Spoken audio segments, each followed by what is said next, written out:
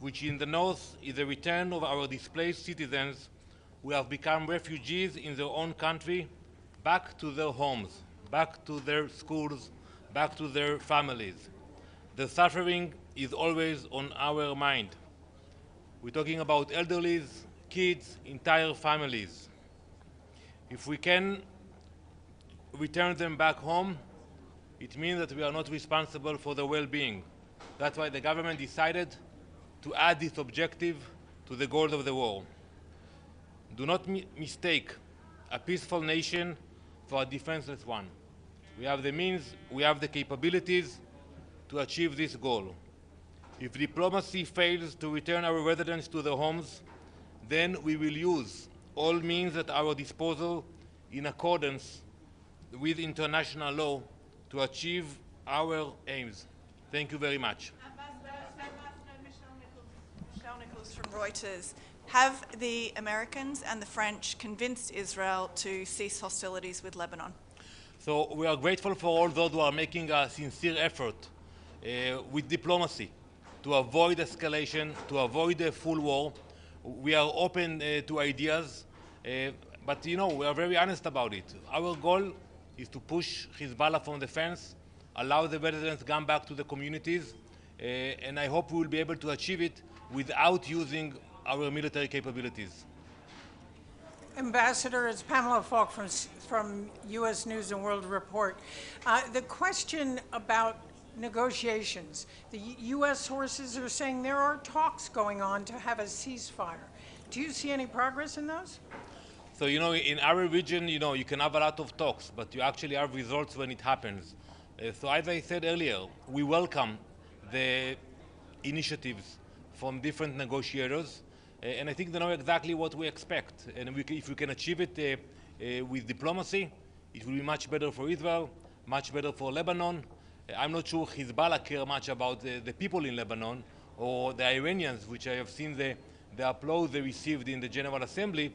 I'm not sure they will be happy about that, but for the sake of the Lebanese people and the Israelis, a diplomatic solution is much better for all. Mr. Ambassador, Tom Bateman from the BBC. Lebanon had its deadliest day since the end of its civil war. On Monday, 500 people killed, including 50 children, according to the Lebanese. Meanwhile, the US is calling for restraint. President Biden says he wants de-escalation. Are you not listening to the Americans? Well, I don't know where you got those numbers. I don't know how many terrorists are included in those numbers. We are targeting terrorists who are sending rockets to our communities. A few hours ago, a rocket flew to Tel Aviv that was intercepted, and we will continue to target terrorists. But all of this can stop immediately. Once Hezbollah will stop firing missiles and rockets into our civilian communities, there will be no cycle of violence in the region. Mr. Ambassador.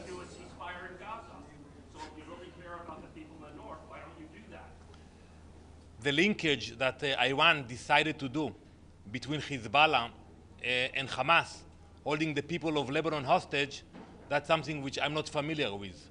How can you do that? How can you put out, excuse me, let me answer your question. No, I'm answering your question. I'm not here to listen to your opinion.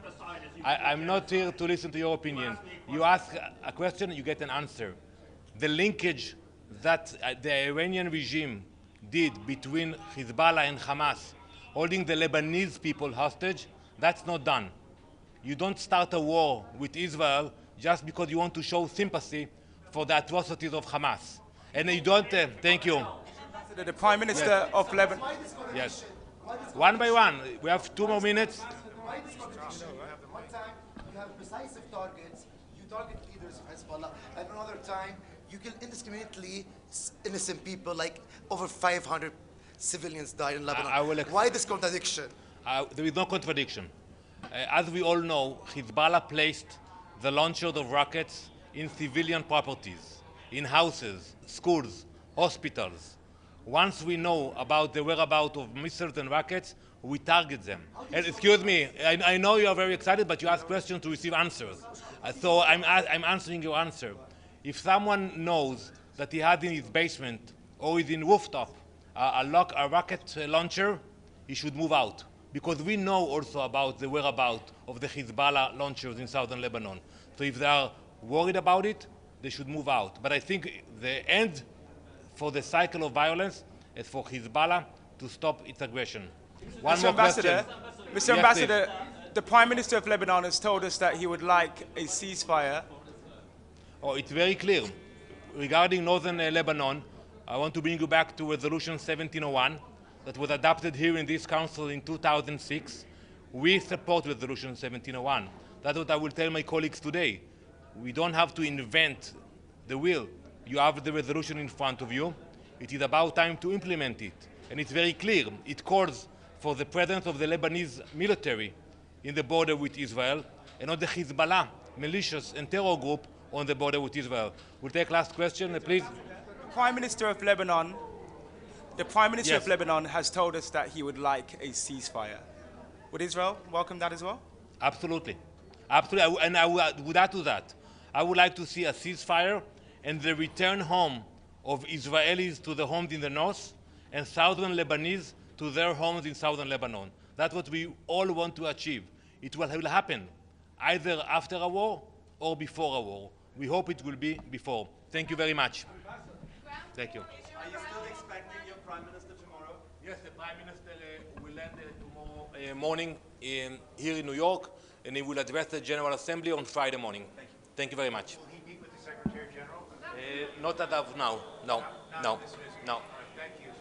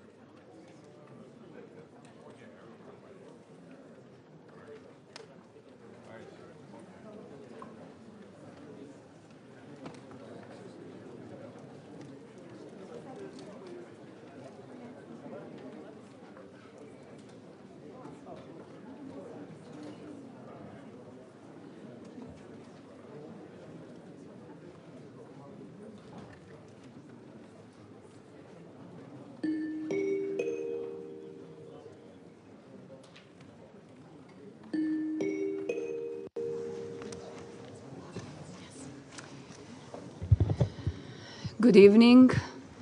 The 9,733rd meeting of the Security Council is called to order. The provisional agenda for this meeting is the situation in the Middle East. The agenda is adopted. I would like to warmly welcome the Secretary General, distinguished head of government, ministers, and other high-level representatives present in the Security Council chamber. Your presence today underscores the importance of the subject matter under discussion. In accordance with Rule 37 of the Council's Provisional Rules of Procedure, I invite the representatives of Egypt, Iraq, the Islamic Republic of Iran, Israel, Lebanon, and the Syrian Arab Republic to participate in this meeting. It is so decided. In accordance with Rule 39 of the Council's Provisional Rules of Procedure, I invite the following to participate in this meeting: His Excellency Mr. Ahmed Abulgait, Secretary General of the League of Arab States, and His Excellency Mr. José Borrell Fontelles, High Representative of the European Union for Foreign Affairs and Security Policy and Vice President of the European Commission. It is so decided. The Security Council will now begin its consideration of item 2 of the agenda. I now give the floor to the Secretary General, His Excellency Mr. Antonio Guterres. Thank you very much, Madam President. I start by apologizing the fact that I will have to leave very early because this was squeezed into what was already an impossible agenda. Madam President, Excellencies, hell is breaking loose in Lebanon. As I told the General Assembly yesterday, we should all be alarmed by the escalation. Lebanon is at the brink. Of course, the Blue Line has seen tensions for years. But since October, exchange of fire have expanded in scope, depth and intensity. Hezbollah and other non-state armed groups in Lebanon and the Israel Defense Forces have exchanged fire on an almost daily basis, with Hezbollah indicating that they would require a ceasefire in Gaza to cease hostilities. The exchanges of fire have been in repeated violation of Security Council Resolution 1701, and the daily use of weapons by non-state armed groups is in violation of Security Council Resolutions 1559 and 1701. Lebanese sovereignty must be respected, and the Lebanese state must have full control of weapons throughout Lebanese territory, and we support all efforts to strengthen the Lebanese armed forces. Madam President, since October, nearly 200,000 people within Lebanon and over 60,000 from northern Israel have fled their homes. Many lives have been lost. All these must stop. The communities of northern Israel and southern Lebanon must be able to return to their homes and live in safety and security without fear. Madam President, since the Emergency Council session on Lebanon on 20 September, in the wake of the remote detonation of pagers and handheld radios used by Hezbollah across Lebanon, hostilities have escalated dramatically. The past weekend saw heavy exchanges of fire endangering civilians on both sides of the Blue Line, with Israel's Defense Force striking approximately 400 Hezbollah targets in Lebanon, while Hezbollah launched hundreds of missiles, rockets and drones into northern Israel. Monday was the bloodiest day in Lebanon in a generation. The Israel Defense Forces said that it struck some 1,600 Hezbollah targets. Many civilians were killed and many, many more were injured. Since then, Israel continued its deadly strikes across Lebanon, including in the southern suburbs of Beirut. Lebanon Ministry of Public Health reported that 569 people were killed on Monday and Tuesday, including 50 children and 94 women. Over 1,800 people were injured. Lebanese authorities report a total of 1,247 deaths since October. 2 colleagues from UNHCR were among those killed by yesterday's bombing. Today, further strikes killed at least another 50 people and injured more than 200. Meanwhile, roads are clogged as families desperately seek safety, and many are stranded at the Beirut airport.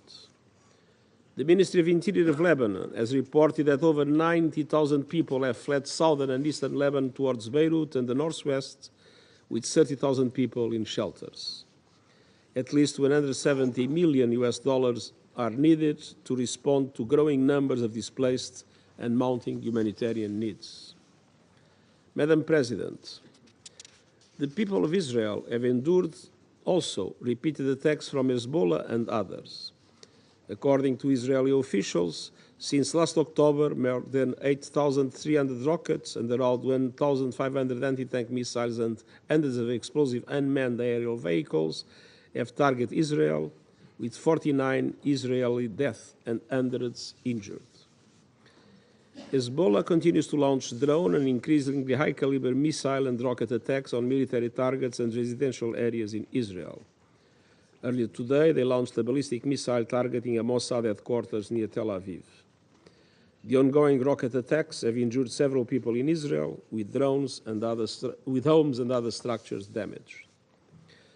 Monsieur le Président, les efforts diplomatiques se sont intensifiés afin de parvenir à un cessez-le-feu temporaire permettant l'acheminement de l'aide humanitaire et ouvrant la voie au rétablissement d'une paix plus durable. Nous soutenons pleinement ces efforts. En début de semaine, la coordinatrice spéciale de l'ONU pour le Liban, Mme Janine Hennis-Plasschaert, s'est rendue en Israël pour des consultations, insistant sur le fait qu'une escalade militaire n'était pas dans l'intérêt de personne. Le chef de mission du commandement de la force intérinaire des Nations Unies au Liban, la FINUL, le général Haroldo Lázaro, est resté en contact étroit avec les parties, soutenant l'accès humanitaire partout où cela est possible et continuant d'appeler à une désescalade immédiate. Malgré les conditions dangereuses, nos soldats de la paix restent en poste. Afin de réduire les risques pour le personnel de la mission, la plupart du personnel civil a été temporairement transféré au nord du fleuve Litanie. Quelques membres essentiels du personnel restent dans la zone d'opération de la mission en compagnie de nos casques bleus.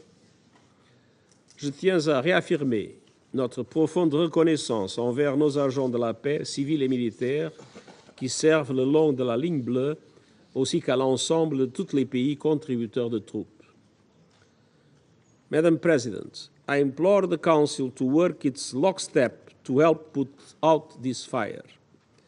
The parties must immediately return to a cessation of hostilities and take real actions towards full implementation of Resolutions 1559 and 1701. Civilians must be protected. Civilian infrastructure must not be targeted.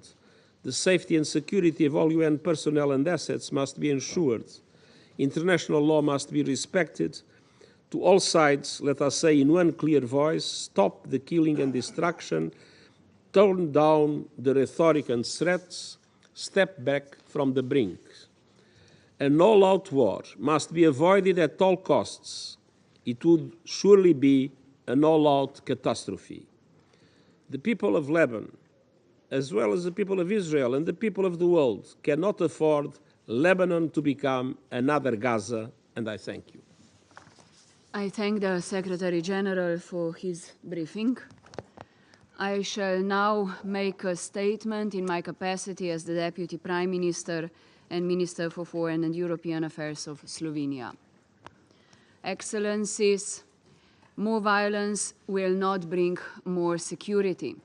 Terrorism under disguise of solidarity or military operations under pretext of protection do not equal to more security. They translate only into suffering of civilians and postponement of meaningful diplomatic solutions. We need peace. In line with what the charter of this organization and basic humanity expect from us, it is our job to achieve it. Firstly, I condemn the recent escalation in Lebanon. Following months of escalating tensions, last week's events represented a new chapter which was extensively discussed last Friday. New attacks of this week are fueling further chaos and instilling more fear. I take this opportunity to call on both sides, as well as all states and all actors in the region, to exercise restraint in their actions and in their words.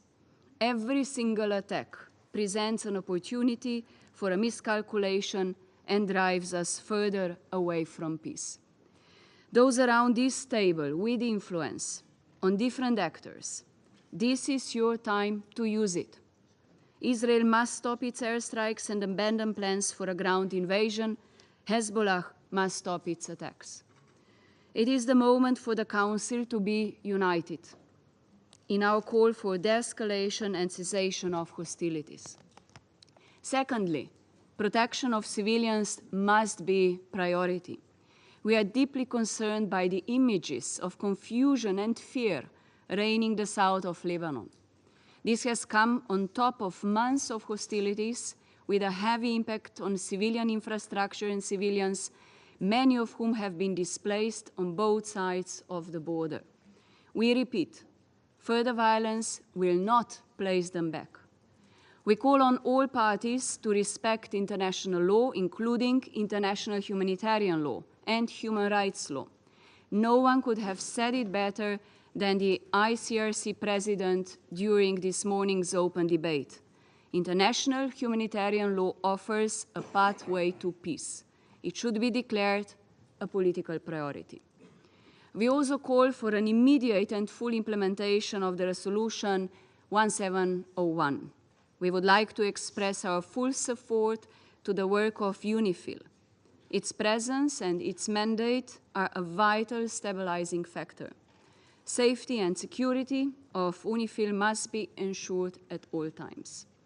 Thirdly, diplomacy is the only path forward. It is therefore time to return to the negotiations table, both the one related to this crisis as well as the one on the ceasefire in Gaza. I fully concur with the Secretary General. We cannot afford Lebanon to become another Gaza. We cannot afford this spiral of violence in the Middle East to continue.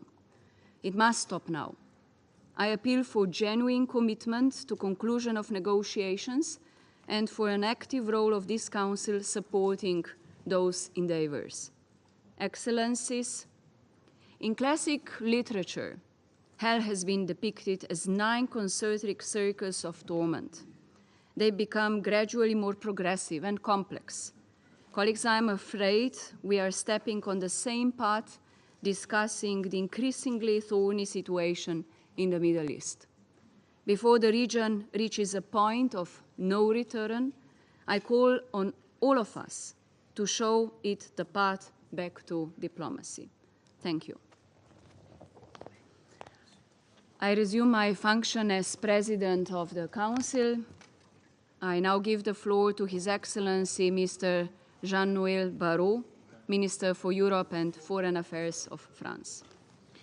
Merci, Madame la Présidente. J'ai tenu à demander, au nom de la France, cette réunion d'urgence.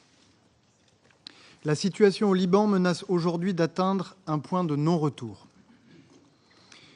Nous sommes en effet au-delà de l'escalade. Les frappes israéliennes ont fait de trop nombreuses victimes et le Hezbollah continue de cibler des centres de population en Israël. Depuis le début de la semaine, les frappes israéliennes ont déjà causé plusieurs centaines de morts civiles, dont des dizaines d'enfants. Ce n'est pas acceptable et je veux dire au nom de la France toute ma solidarité à la population civile libanaise. Je rappelle que le respect du droit international humanitaire n'est pas une option. Les civils, qu'ils soient libanais ou israéliens, ne doivent jamais être pris pour cible. Aujourd'hui, les tensions entre le Hezbollah et Israël risquent de précipiter la région dans un conflit généralisé. Les conséquences en seraient incalculables. Le Liban, déjà considérablement affaibli, ne se relèverait pas d'une telle guerre.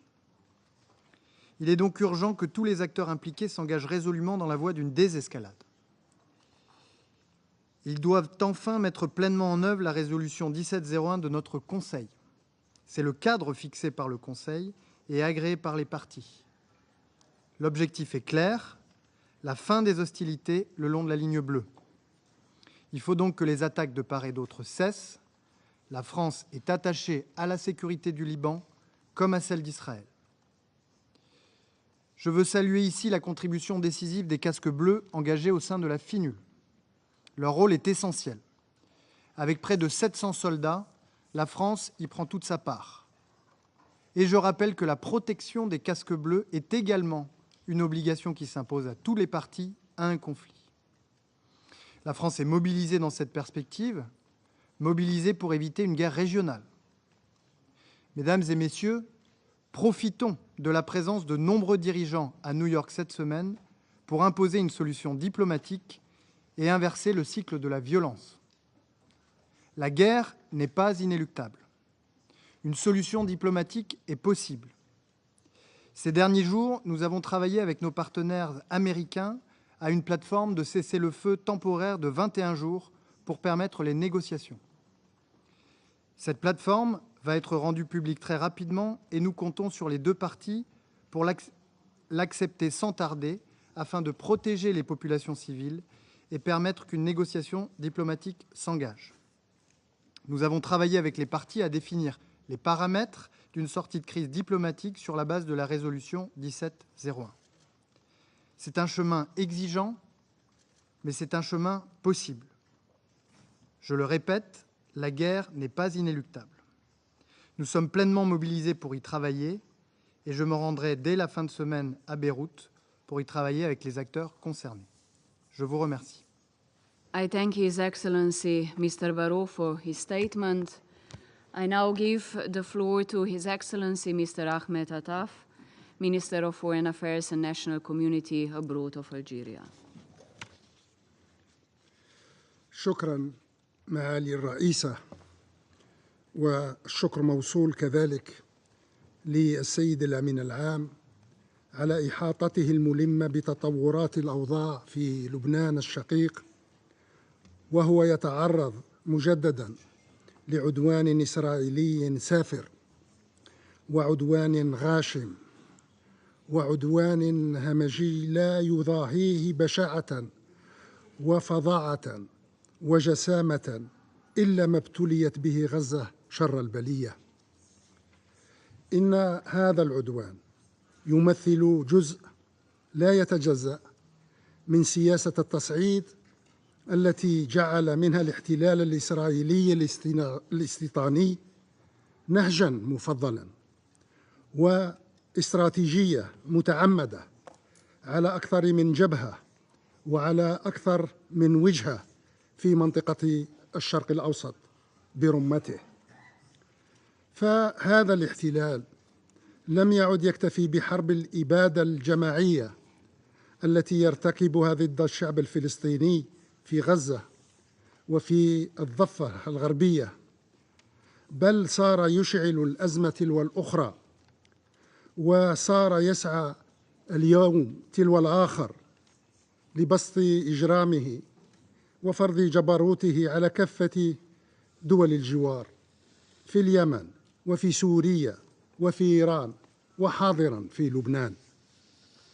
فلأشقائنا اللبنانيين أصدق عبر التضامن والمواساة والدعم في وجه هذا العدوان الإسرائيلي الشنيع بل المشين الذي يستدعي منا ومن مجلسنا هذا الإدانة الصريحة والاستنكار الصارم والرفض المطلق والتحرك المستعجل لوقفه ومحاسبة المتسببين فيه والمشرفين على تنفيذه. إن ما يتعرض له لبنان من انتهاك لسيادته ومن تقويض لأمنه ومن ضرب لاستقراره قد اكتملت فيه كل أركان الجرائم التي استنسخها الاحتلال الإسرائيلي من غزة لتنفيذها في لبنان، وهي الجريمة ضد السلام وجريمة العدوان والجريمة ضد الإنسانية وجريمة الحرب وجريمة الإبادة، وبعبارة أخرى محاولة تحويل لبنان إلى غزة أخرى.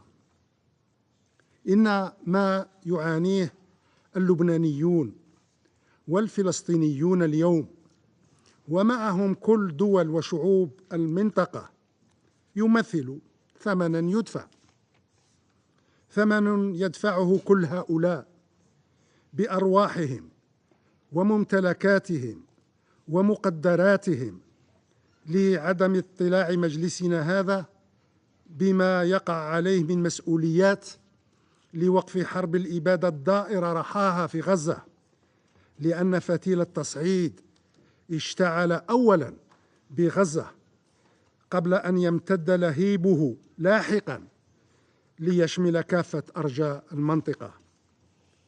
وثمن يدفعه كل هؤلاء بأرواحهم وممتلكاتهم ومقدراتهم لعدم تمكن مجلسنا هذا من لجم المحتل الإسرائيلي ومحاسبته على جرائمه، لأن غياب المساءلة والمحاسبة والمعاقبة كان بمثابة الإشارة الخضراء الممنوحة لاتساع دائرة الإجرام الإسرائيلي وامتداد رقعته. وأخيراً وليس آخراً، تمثل ثمناً يدفعه كل هؤلاء بأرواحهم وممتلكاتهم ومقدراتهم لعدم تمكن مجلسنا هذا من حمل الاحتلال الإسرائيلي للتخلي عن أوهامه وما يلهث وراءه من سراب تحقيق الأمن والاستقرار لنفسه عبر نشر اللا أمن ولا استقرار في جواره، لأن هذا الاحتلال أصبح يبرهن لنا أنه يعتقد قولاً وفعلاً أن تمتعه بالأمن يكمن في حرمان جواره منه. لقد آن الأوان لمجلسنا هذا أن يدرك أن مسألة الأمن والاستقرار في منطقة الشرق الأوسط لا يمكن أن تبقى رهينة أهواء وأوهام الاحتلال الإسرائيلي يتصرف فيها ويعبث بمصيرها كيفما شاء.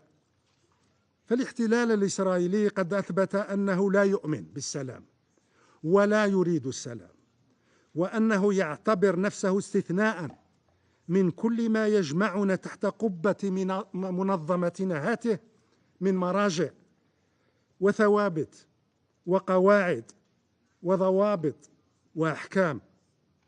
والحالة هاته تؤكد الجزائر أن العمل من أجل وقف التصعيد هو أقل ما يمكن انتظاره من مجلسنا هذا اليوم قبل الغد.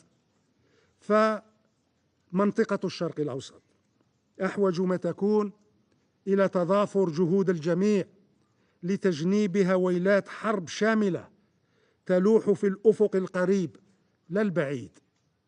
وفي ذات السياق تشدد بلادي على أن جهود وقف التصعيد هذه يجب أن تركز بصفة أولية وأولوية على وضع حد نهائي للجحيم المسلط على الشعب الفلسطيني في غزة، كما أن ذات الجهود ينبغي أن تتوجه صوب المعتدي لا المعتدى عليه، أي صوب الاحتلال الإسرائيلي، لا صوب الفلسطينيين واللبنانيين أو غيرهم من دول المنطقة التي طالتها الجرائم الإسرائيلية بجميع أنواعها وأصنافها، والتي ضاقت ذرعاً من تجبر وتسلط وطغيان هذا الاحتلال. وقناعتنا تبقى راسخة من أن عودة الأمن والاستقرار في الشرق الأوسط تتوقف على قدرة مجلسنا هذا على تجاوز ما يقوض أداءه من مكبلات لفرض الاحترام الكامل والشامل لوحدة لبنان وسيادته وحرمة ترابه، ولتنفيذ ما اعتمده من قرارات لوقف إطلاق النار بغزة، ولوضع حد للتصعيد الإسرائيلي الممنهج بالمنطقة، ولإنهاء احتلال الأراضي الفلسطينية والعربية كلها، ولفرض إقامة الدولة الفلسطينية المستقلة والسيدة كحل عادل ودائم ونهائي للصراع العربي الإسرائيلي. شكرا السيدة الرئيسة. I thank His Excellency Mr. Attaf for his statement. I now give the floor to His Excellency Mr. Sergei Vershinin, Deputy Minister for Foreign Affairs of the Russian Federation. Спасибо большое. Госпожа председатель, уважаемые министры, Поддерживаем созыв председательством срочного заседания в связи с резким обострением событий в дружественном Ливане и Ливано-Израильском приграничье. Благодарим генсекретаря ООН Антонио Гутерреша за доклад и озвученные оценки общерегиональной обстановки. События последних дней говорят о том, что сбываются наши самые худшие прогнозы. Эскалация палестино-израильского конфликта, вызвавшая волну нестабильности по всему Ближнему Востоку, от Красного моря до Ирака, привела к полномасштабной конфронтации между Израилем и Хезболлой, основными жертвами которой становятся мирные жители по обе стороны голубой линии. С 23 сентября жертвами наиболее масштабных с 2006 года израильских бомбардировок на территории Ливана стали по меньшей мере 569 человек, включая 50 детей. 1835 человек получили ранения. По словам заместителя представителя ЮНИСЕФ в Ливане Эти Хиггинс, за один день погибло больше ливанцев, чем за последние 11 месяцев. В числе убитых и двое сотрудников УВКБ ООН. 500 000 людей были вынуждены покинуть свои дома. 24 сентября после очередного израильского авианалета в долине Бека погибла целая семья из 10 человек. 20 сентября более 50 человек убиты в результате израильского воздушного удара по густонаселенному кварталу. Ответные обстрелы военных объектов на территории Израиля осуществляет и Хезболла. Все это происходит буквально через несколько дней после чудовищного теракта с детонацией беспроводных устройств связи в Ливане, в результате чего погибли 39 человек, включая детей, и несколько тысяч получили ранения. Решительно осуждаем масштабные военные нападения и провокации в отношении дружественного нам Ливана. Выражаем искренние соболезнования семьям погибших и желаем скорейшего выздоровления пострадавшим. Категорически недопустимы неизбирательные атаки, жертвами которых становятся гражданские лица. В Израиле говорят о том, что цель осуществляемых против Ливана военной операции – создать безопасные условия для возвращения внутренне перемещенных лиц на север страны. По словам начальника Генштаба армии обороны Израиля, речь идет о подготовке к наземному маневру. Однако опыт израильской кампании 2006 года уже продемонстрировал, что даже превосходство в боевой технике и вооружениях не позволяет добиться мира и безопасности исключительно военными методами. Госпожа председатель, происходящее в регионе в очередной раз доказывает, что поиск непростых решений для истощающих его кризисов, в том числе ливанского, возможно только через диалог. Необходимо немедленно остановить раскручивание спирали насилия, пока ситуация окончательно не вышла из-под контроля. Призываем к немедленному прекращению боевых действий, что предотвратило бы дальнейшее кровопролитие и создало бы условия для возвращения процесса урегулирования в политико-дипломатическое русло. Важно также отказаться от безответственной риторики. Все мы помним слова министра обороны Израиля Йова Галанта о том, что израильтяне могут загнать Ливан в каменный век, а также угрозы разрушения тем, кто играет с огнем в контексте противостояния с Хезболлой. Убеждены, что в раскаленной до предела атмосфере особенно важно вести себя максимально сдержанно и избегать провокаций, направленных на еще большее разжигание конфликта.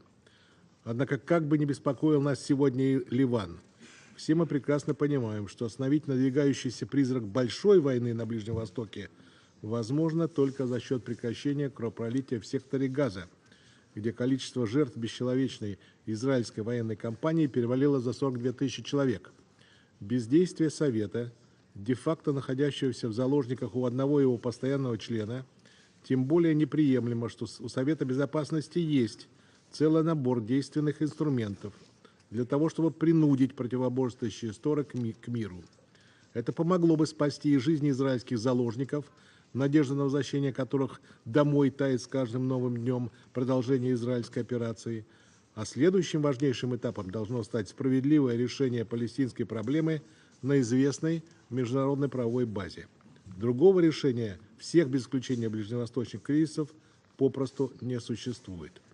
Что касается непосредственно Ливана, то мы последовательно и неизменно исходим из необходимости полного и комплексного выполнения резолюции Совета Безопасности 1701, которые четко прописаны как обязательство Израиля по отказу от всех наступательных военных операций, выводу своих вооруженных сил из Южного Ливана и прекращению оккупации ливанских земель, так и положение об отводе всех формирований Хезболлы к северу от реки Литани. Выражаем нашу полную поддержку временным силам ООН в Ливане, играющим ключевую стабилизирующую роль на голубой линии. Именно присутствие миротворцев долгое время снижало риски начала полномасштабной вооруженной конфронтации. Подчеркиваем необходимость неукоснительного обеспечения безопасности голубых касок. Со своей стороны предлагаем и будем далее активно прилагать дипломатические усилия для деэскалации ситуации и предотвращения катастрофического сценария. Готовы к координации с международными и региональными партнерами в этих целях. Главное, чтобы никто больше не пытался монополизировать эти усилия в своих узкокорыстных геополитических интересах. Ведь, по сути, все мы с вами сегодня во многом вынуждены бороться с последствиями именно таких действий со стороны одного из постоянных членов Совета Безопасности. Спасибо за внимание. Mr. Vershinin for his statement. I now give the floor to His Excellency Mr. Ando Toshishide, Assistant Minister and Director General, Middle Eastern and African Affairs Bureau, Minister of Foreign Affairs of Japan. Thank you, Madam President. I thank the Secretary General for his briefing. Japan is gravely concerned about the deteriorating situation in the Middle East. Over the past year, the Security Council members, including Japan, have been calling on all concerned actors to refrain from any action that would further escalate tensions in the region. Yet heavy exchanges of fire between Israel and Hezbollah in the past few days have reportedly killed hundreds of people, including women and children, and wounded thousands. Japan extends its heartfelt condolences to the bereaved family members and loved ones of the victims and expresses its deepest sympathy to those who were injured. Japan renews its call for de-escalation by all relevant parties. Madam President, no one desires to witness any further catastrophe in the Middle East. Japan is especially concerned with the civilians who have been victimized and affected by the ongoing conflict. Many innocent civilians, including women and children, have been killed and injured by attacks. Tens of thousands of people in both Lebanon and Israel have been displaced from their homes since the daily exchanges of fire began last October. We once again urge all the parties to immediately take all measures to prevent civilian casualties and adhere to international law, including the protection of civilians. Japan calls for the full implementation of relevant UN Security Council resolutions, including Resolution 1701, which calls for a return to cessation of hostilities along the Blue Line, as well as abiding by international law, including international humanitarian law. At the same time, Japan strongly urges all parties to exercise the utmost restraint to avoid further escalation. Japan supports the tireless efforts made by UNIFIL together with UNSOL and UNSCOL to reduce tensions. Japan also reiterates its strong support for an immediate ceasefire in Gaza and the release of the hostages based on the outlines of Security Council Resolution 2735. We reaffirm our strong commitment to making every diplomatic effort to end the cycle of violence and restore peace and stability in the Middle East. Thank you, Madam President. I thank His Excellency Mr. Ando for his statement. I give the floor now to the representative of Sierra Leone. Thank you, Madam President. I thank Secretary General Antonio Guterres for his important briefing on a tragically escalating situation. I acknowledge the participation of His Excellency, President of the Council of Ministers of Lebanon. Following the indiscriminate explosion of communication devices in Lebanon a few days ago, reportedly killing 37 people and injuring at least 2,931, the UN Secretary General and most Council members expressed deep concerns about the dramatic escalation of tit-for-tat attacks and the build-up to large-scale aerial attacks. Over the last 2 days, it has been reported that Israel carried out about 800 attacks on about 1,600 Hezbollah targets in southern Beirut, East Bekaa Valley, and other areas of South Lebanon.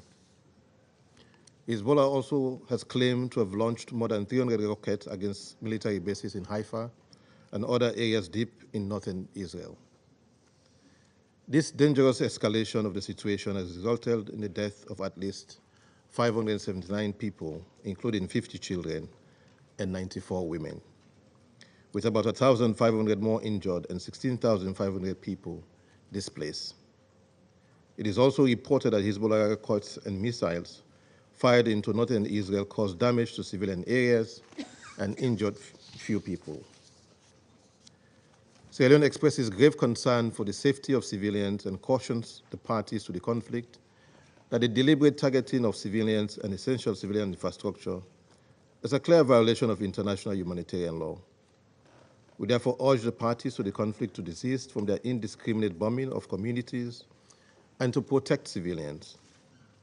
Sierra Leone calls for both parties to the conflict to exercise maximum restraint, and we further stress the urgent need for immediate de-escalation. We remain concerned over the impact of missile strikes on UNIFIL positions and injury to peacekeepers. We condemn all acts that endanger the lives of peacekeepers. We urge all parties to ensure the safety and security of United Nations personnel and to respect the inviolability of UN premises.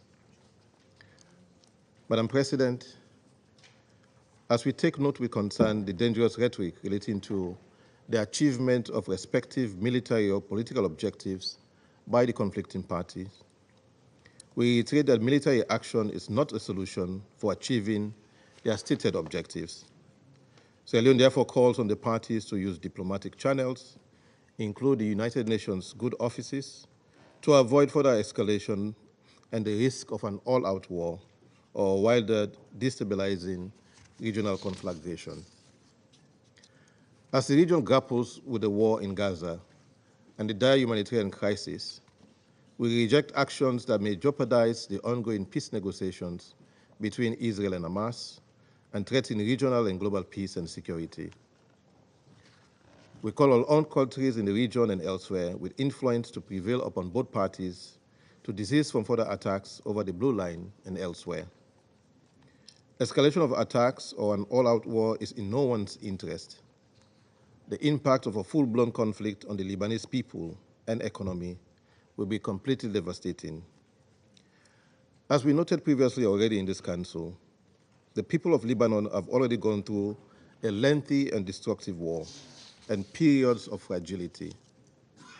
This Council must do all it can to prevent a reoccurrence. We must heed the call made by the Secretary General and the world leaders at the United Nations General Assembly 79th Session General Debate to prevent this conflict from escalating. Madam President, the potential humanitarian devastation of Lebanon is already becoming apparent.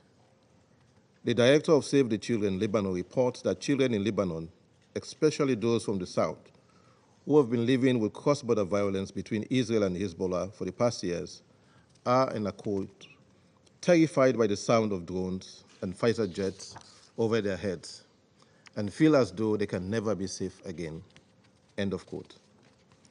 UNICEF officials in Lebanon have also noted that more children died this past Monday than throughout the entire past year. Schools and universities across the country have been shut down and have already been used as temporary shelters. We welcome effort by the resident and humanitarian coordinator for Lebanon, who has already met with the Lebanese government officials, including the Prime Minister and Minister of Environment and other UN humanitarian agencies, in planning a coordinated aid response, including the activation of an emergency operations center and identification of schools to be designated as shelters. We urge for timely provision of the $50 million United States dollars that humanitarian agencies have requested to pre-position basic needs, such as food and shelter supplies, for an immediate response for the next few weeks. In conclusion, Madam President, Sierra Leone continues to call for the parties to consider the regional implications of their actions and to recommit to a cessation of hostilities.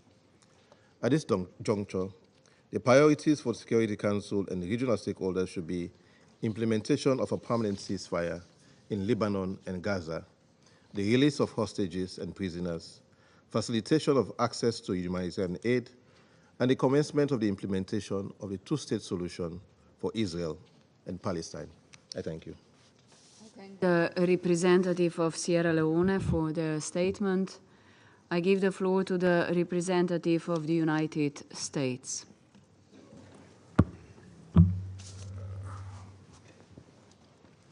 Thank you, Madam President. And thank you, Mr. Secretary General, for your briefing. Colleagues, in the days since we last convened to discuss the situation along Israel and Lebanon's shared border, the United States has engaged intensively with all parties in the region. Our aim is clear: to avert a broader war that we believe is in no party's interest, not the people of Israel and not the people of Lebanon. As President Biden emphasized to the General Assembly, a diplomatic solution consistent with UN Security Council Resolution 1701 remains the only path to durably reverse the cycle of escalation and to enable displaced people in both Israel and Lebanon to return to their homes. Undergirding U.S. efforts is a recognition that diplomacy will only become more difficult amid a further escalation of this conflict. We are gravely concerned by reports that hundreds of Lebanese civilians have died in recent days. We further mourn the deaths of 2 UNHCR staff. At the same time, and as we have repeatedly made clear, the Security Council cannot ignore the origins of this particular conflict between Israel and Hezbollah. Hundreds of thousands of Lebanese civilians and more than 65,000 Israeli civilians have been displaced as a result of Hezbollah's decision on October 8 to break the peace that had largely endured along the Blue Line following the Council's adoption of UN Security Council Resolution 1701 in 2006. Hezbollah's buildup of weapons, many of which are supplied by Iran, and its presence along the Blue Line, in defiance of Resolutions 1559 and 1701, has long been a source of instability. Nobody wants to see a repeat of the full-blown war that occurred in 2006. But the path to enduring stability goes beyond ending cross-blue line strikes. It must end with a comprehensive understanding relating to the Blue Line that has real implementation mechanisms. As we learned in 2006, diplomacy is most effective when the international community unites with a shared goal and speaks with one voice. We are working with other countries on a proposal that we hope will lead to calm and enable discussions to a diplomatic solution. We encourage the Security Council to lend its support for these diplomatic efforts in the coming days.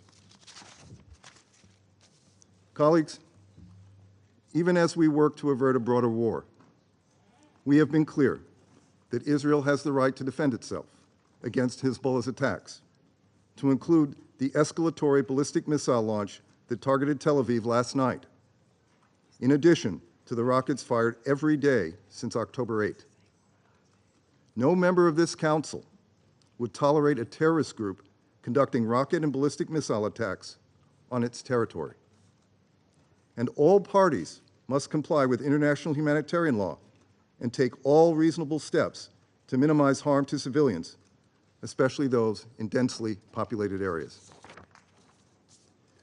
The United States also underscores its strong support for UNIFIL and emphasizes the importance of all parties ensuring that UNIFIL personnel are safe and secure. In this dangerous moment, it is imperative that we work together to help Lebanon's people and the region avoid further tragedy. The United States will continue to do our part and appreciates the efforts of other nations who share our commitment to forging a diplomatic solution. Thank you, Madam President. I thank the representative of the United States for their statement. I give the floor to the representative of the Republic of Korea. Thank you, Madam President. The devastating communication device attacks last week were shocking. But the Israeli airstrike across Lebanon since Monday are even more staggering and distressing. On September 23rd alone, more than 500 people were killed, marking Lebanon's highest death toll since the long civil war and equaling half the total death during the bloody 2006 conflict. I would now like to highlight the following points. First, protecting civilians is not an option, it's an obligation and the cornerstone of IHL. While it is claimed that the attacks targeted military objects, the bombing across Lebanon have devastated civilian and medical infrastructure, causing widespread casualties, displacement, and panic in all Lebanese communities. Simultaneously, thousands of Israelis have been forced into bomb shelters due to Hezbollah's rocket attacks that have expanded in frequency, intensity, and range. Neither can be justified. My delegation is also deeply saddened by the death of 2 UNHCR employees during Monday's Israeli airstrikes. International humanitarian law clearly provides for the duty of all parties to ensure the protection of humanitarian workers at all times. This is also an obligation. Second, we urgently call on all parties to exercise maximum restraint, prioritize de-escalation, and elevate common efforts to avoid an all-out war in the region. From the Blue Line to Gaza, the West Bank, Yemen, and Syria, the region is at serious risk of descending into a broader and more destructive war. History has shown that declarations like escalate to de-escalate rarely achieve peace. We therefore condemn any inflammatory rhetoric advocating mass destruction, the potential reoccupation, or even new settlements in southern Lebanese territory. Such words undermine peace and put millions of Lebanese and Israelis in peril of even greater violence. Diplomacy is the only viable path to sustainable peace, and such statements must stop. We also condemn all hostilities surrounding the Blue Line, which have significantly increased since last weekend. We are deeply concerned about their ongoing impact on the safety and operations of UNIFIL, in which the Republic of Korea is actively participating. And we reiterate that the security of UN peacekeepers must be ensured. We call on parties to cease all attacks against Israel and respect the territorial integrity, sovereignty, and political independence of Lebanon within its recognized borders. Madam President, we stand at the edge of an abyss, but it is not too late to step back. Urgent diplomacy, de-escalation, a ceasefire in Gaza, and the implementation of relevant Security Council resolutions, including Resolution 1701, are the only viable path forward. Thank you. The representative of the Republic of Korea for the statement. I give the floor now to the representative of Malta. Thank you, Madam President. The situation in Lebanon is quickly approaching a dangerous and devastating tipping point. As noted by the Secretary General, the country is on the brink. Time is running out for us to protect the millions of lives that will be impacted across the Middle East and beyond if this situation continues to deteriorate. Since the atrocities committed by Hamas and other terrorist groups on Israel on October 7th, we have witnessed over 11 months of near daily exchanges of fire across the Blue Line, further exacerbating an already highly volatile context. On 17 and 18 September, widespread simultaneous explosions across Lebanon killed dozens and injured thousands. The consequences of such a widespread attack, including the large number of civilian casualties, were foreseeable. Such actions also reflect a worrying disregard for established norms in IHL. Over recent days, we have witnessed Israeli airstrikes across Lebanon. The scale and intensity of these attacks has resulted in the deaths of over 550 people, including women and children, and over 1,800 injured. They have damaged civilian infrastructure, severely impacted Lebanese health services, and caused major civilian displacement. Worryingly, we are again hearing echoes of the rhetoric similar to that used to justify the thousands of attacks on medical and UN facilities in Gaza since last October. As the Secretary General warned, we cannot let Lebanon be transformed into another Gaza. In Israel, rockets fired by the military wing of Hezbollah are landing on military bases, facilities, and residential areas. Schools have been closed across northern Israel, and hospitals in the country are being forced to move operations to protect medical center areas. These actions must be condemned. President, Malta's position is clear. We call on all parties to protect civilians in line with their obligations under international humanitarian law. Any attack which targets civilians or civilian infrastructure is unacceptable and must immediately cease. We express grave concern for the safety of civilians on both sides of the Blue Line. Civilians on both sides wish for nothing more than to live in peace and no longer have to fear for their lives and those of their loved ones. We strongly condemn the continued loss of lives, including the killing of 2 UNHCR workers this week, and mass displacement events. The ongoing and critical work of the UN and its partners must be supported. This includes OSHA's work in seeking to ensure the safety of UN and humanitarian personnel and the continued bravery of Lebanese humanitarian workers. President, we echo the call for urgent de-escalation.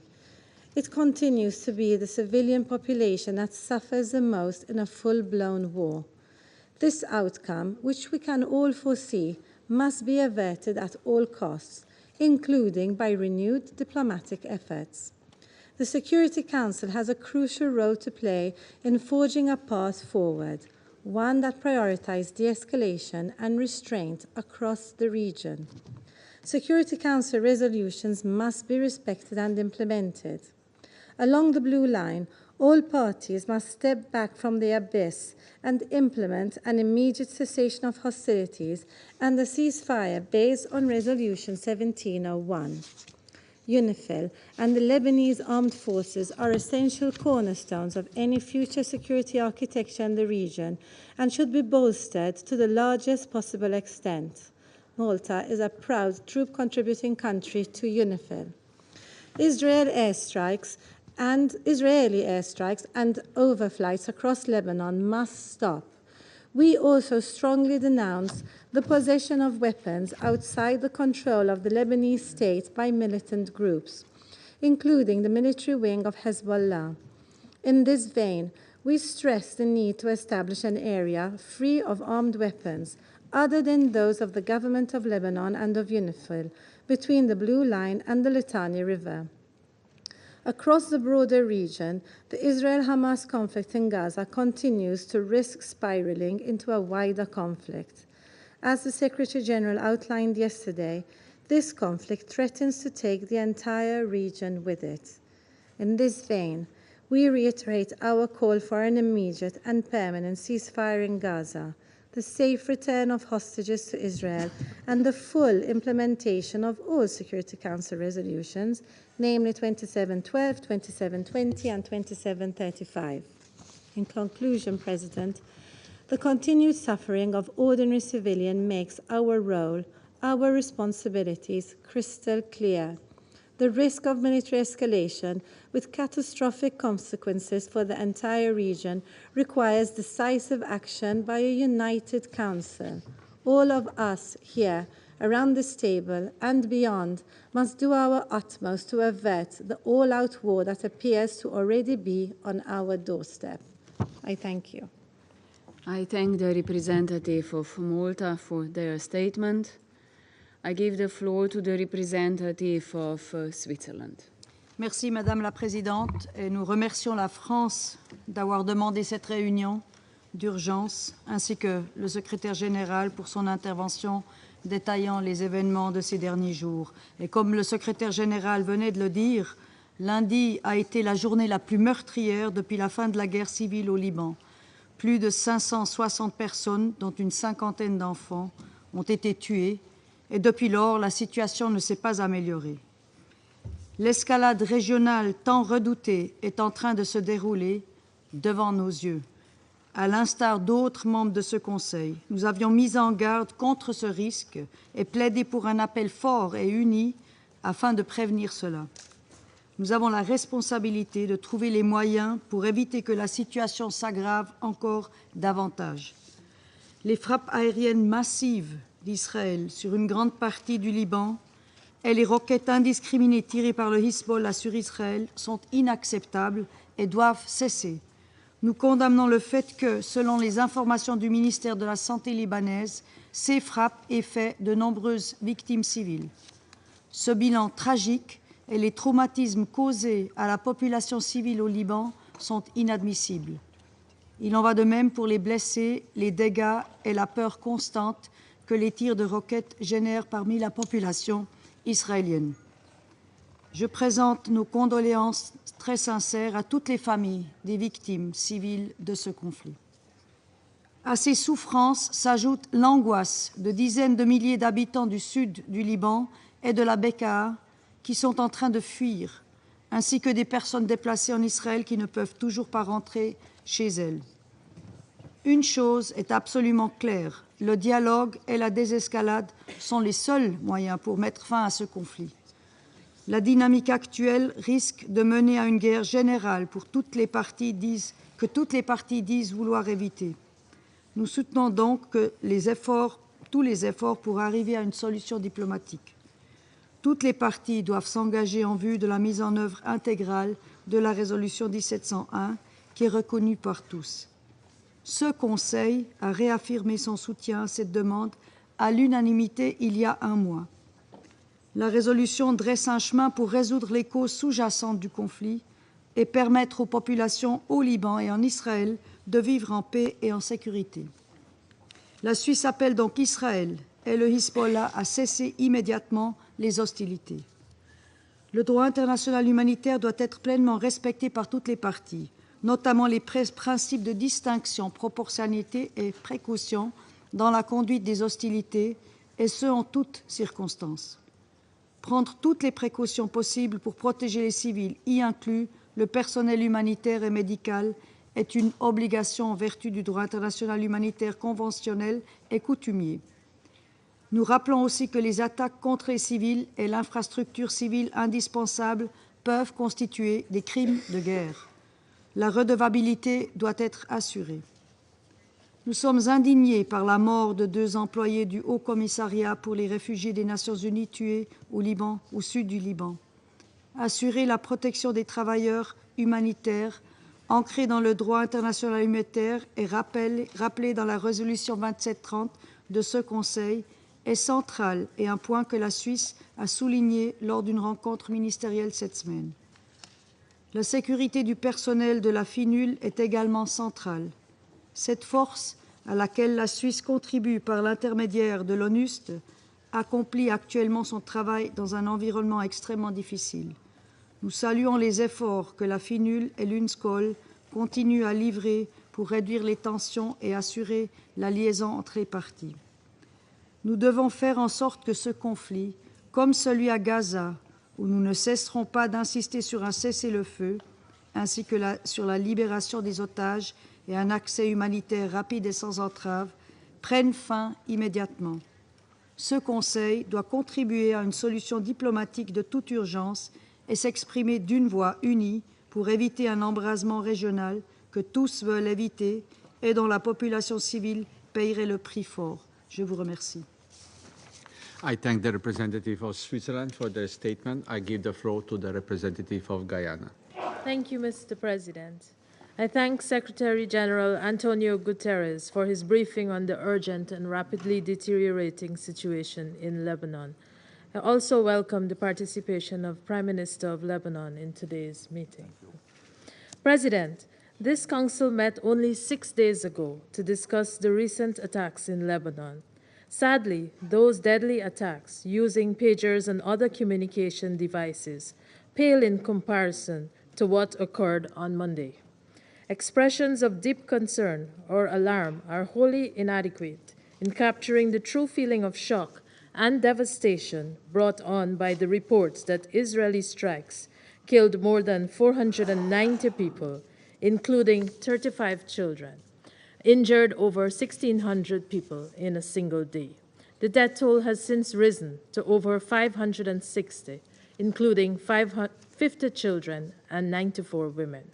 We note with deep concern that most of the airstrikes carried out by the Israeli Defense Forces on Monday were in the UNIFIL area of operations, and that 2 UNHCR staff members were among those killed. We extend our condolences to their families. At the same time, Hezbollah has claimed multiple strikes against military targets of the Israeli Defense Forces with rocket barrages, drones, and artillery in northern Israel and the occupied Syrian Golan. Mr. President, Lebanon has faced constant strikes across its territory over the last 11 months. However, these most recent events are reportedly the deadliest barrage since the 2006 war. The continued attacks by one country on the territory of another sovereign state, especially in light of their indiscriminate nature, cannot be allowed to occur with impunity. The protection of civilians cannot be treated as an afterthought to one nation's supposed security objectives. World leaders are gathered here at the United Nations in reaffirmation of their commitment to the United Nations Charter. Just this morning, we talked about leadership for peace, and on Monday, we adopted a pact for the future. On the very day that the future of 35 children was snuffed out in the most gruesome and inhumane way. The patterns emerging in Lebanon have become quite familiar, Mr. President. Our response cannot be more inaction. During yesterday's meeting on the war in Ukraine, most Council members called for an end to impunity and demanded that violators of international law be brought to justice. Mr. President, when the Council last met on this issue, Guyana described the situation in the Middle East as untenable. Now, I'm truly at a loss for words to describe the glaringly obvious disaster that awaits us. There will be no winner in any war in the Middle East. This much is fact. Yet, despite this reality, no party is willing to step back from the brink. Diplomatic efforts have not yet yielded significant results after almost 1 year. I call on those with influence to exert greater efforts. It is not too late to step back from the precipice. That process must begin with a ceasefire in Gaza and a recommitment to the full implementation of Resolution 1701. Guyana calls upon the parties to immediately cease the hostilities and to ensure that civilians are kept out of harm's way. Mr. President, the Lebanese people, much like the Palestinian people, have become innocent bystanders to the games of a handful of ideologues hell-bent on the achievement of their political pursuits. How much longer will we sit in this council only to express our concern and then gather in a few days later as circumstances inevitably worsen? The people of Lebanon are depending on us to act in this council. This council should consider the necessary action it can take to de-escalate the situation and ultimately end the war in Gaza. I thank you. I thank the representative of Guyana for their statement, and I give the floor to the representative of Ecuador. Gracias. Señor presidente, quiero agradecer al secretario general, Antonio Gutiérrez, por la información proporcionada sobre la preocupante situación en el Líbano. No han transcurrido ni unas semanas desde la última vez que este Consejo sesionó para tratar este tema. Y la gravedad de los hechos y sus posibles consecuencias para toda la región así lo lamentan y lo ameritan. Desde entonces la violencia ha tenido una tendencia incremental a la detonación indiscriminada de aparatos de comunicación. Han seguido bombardeos aéreos por parte de Israel en Beirut y otras localidades y el lanzamiento indiscriminado de cohetes desde el Líbano a Israel por parte de Hezbollah. Estos hechos constituyen una violación a la resolución 1701, que conmina el cese definitivo de hostilidades en la línea azul y transgreden la soberanía del Líbano. La violencia contra la población civil a ambos lados de la línea azul amenaza con provocar mayores desplazamientos y convertirse en una nueva crisis humanitaria en la región. El Ecuador recuerda una vez más que las normas del derecho internacional humanitario deben ser respetadas por todos los actores del conflicto en todo momento. Señor presidente, para contener las tensiones regionales es imperativo un cese al fuego que detenga la guerra en Gaza, que permita el ingreso suficiente de ayuda humanitaria a la zona, así como la liberación inmediata de los rehenes tomadas por Hamás hace casi un año, durante los ataques terroristas del 7 de octubre, que el Ecuador nuevamente condena. Es urgente la implementación de la resolución 2735.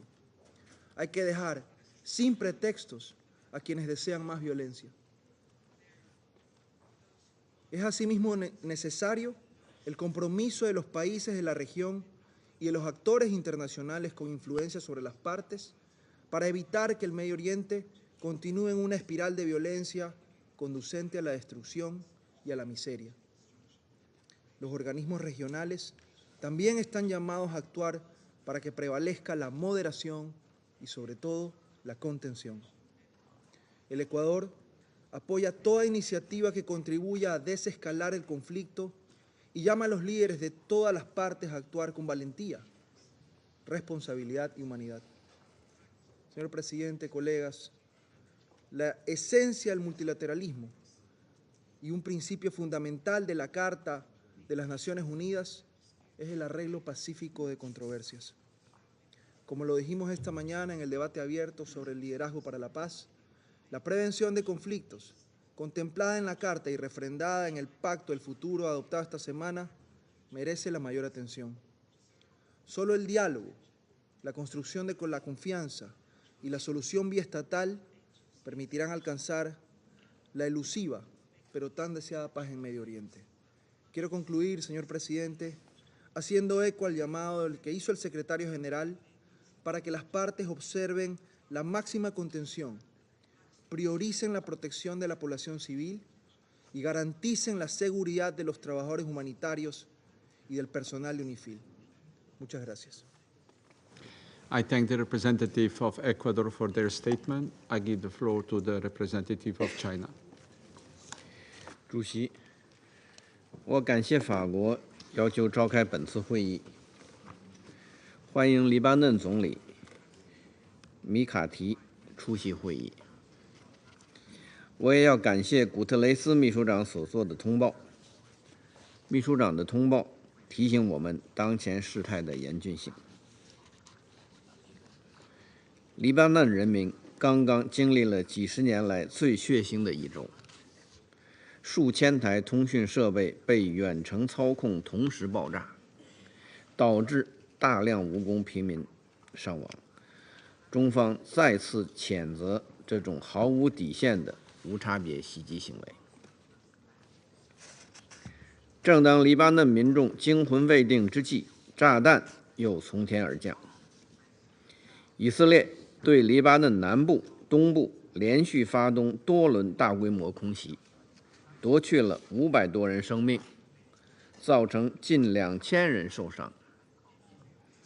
中方对当前黎以局势表示严重关切，坚定支持黎巴嫩维护主权、安全和国家尊严，强烈谴责违反国际关系基本准则的行为。我们坚决反对任何突破国际人道法红线、针对平民的无差别袭击。我们强调切实保障联合国维和人员安全的重要性。联合国人员和资产不能成为武装攻击的目标。主席，去年10月加沙冲突爆发后，国际社会全部努力的焦点就是推动立即停火，防止冲突外溢扩大。但现实情况却正在朝相反方向发展。正当世界各国领导人齐聚纽约，在联大辩论中发出维持中东和平的压倒性呼声，以色列选择在此时扩大战事，不是对国际公义和国际法权威的嘲弄。中东地区承受不起一场新的战争，当务之急是制止军事冒险，推动局势降温。我们欢迎古特雷斯秘书长的呼吁和联合国正在开展的斡旋努力。我们注意到，黎巴嫩表示致力于寻求外交解决办法。埃及、伊拉克和约旦3国外长25日发表声明指出，放任局势恶化将给整个地区带来严重后果。地区其他有关国家也表示要和平，不要战争。我们敦促以色列做出正确决断，放下使用武力的执念，停止在加沙的军事行动，停止侵犯黎巴嫩主权和安全的行为，停止可能将地区拖入新的浩劫的冒险行径。我们同时呼吁所有有关各方保持最大克制，避免加剧局势紧张的行为。主席，安理会承载着维护国际和平与安全的重要职责。当前形势下，我们理解绝大多数安理会成员都支持安理会紧急行动起来，为防止局势恶化做出努力。我们期待安理会全体成员都展现政治意愿以及维护和平的领导力，响应黎巴嫩和阿拉伯国家的期待，支持安理会尽快采取必要有力行动，为制止战争、缓和局势发挥切实作用。谢谢主席。I thank the representative of China for their statement. I give the floor to the representative of Mozambique. Mr. President, I wish to thank the Slovenian presidency for convening this urgent meeting requested by France. We also thank the Secretary General for his insights on this very worrying matter. We welcome His Excellency the Prime Minister of Lebanon in this meeting. Mr. President, the situation in Lebanon continues to be a source of grave concern.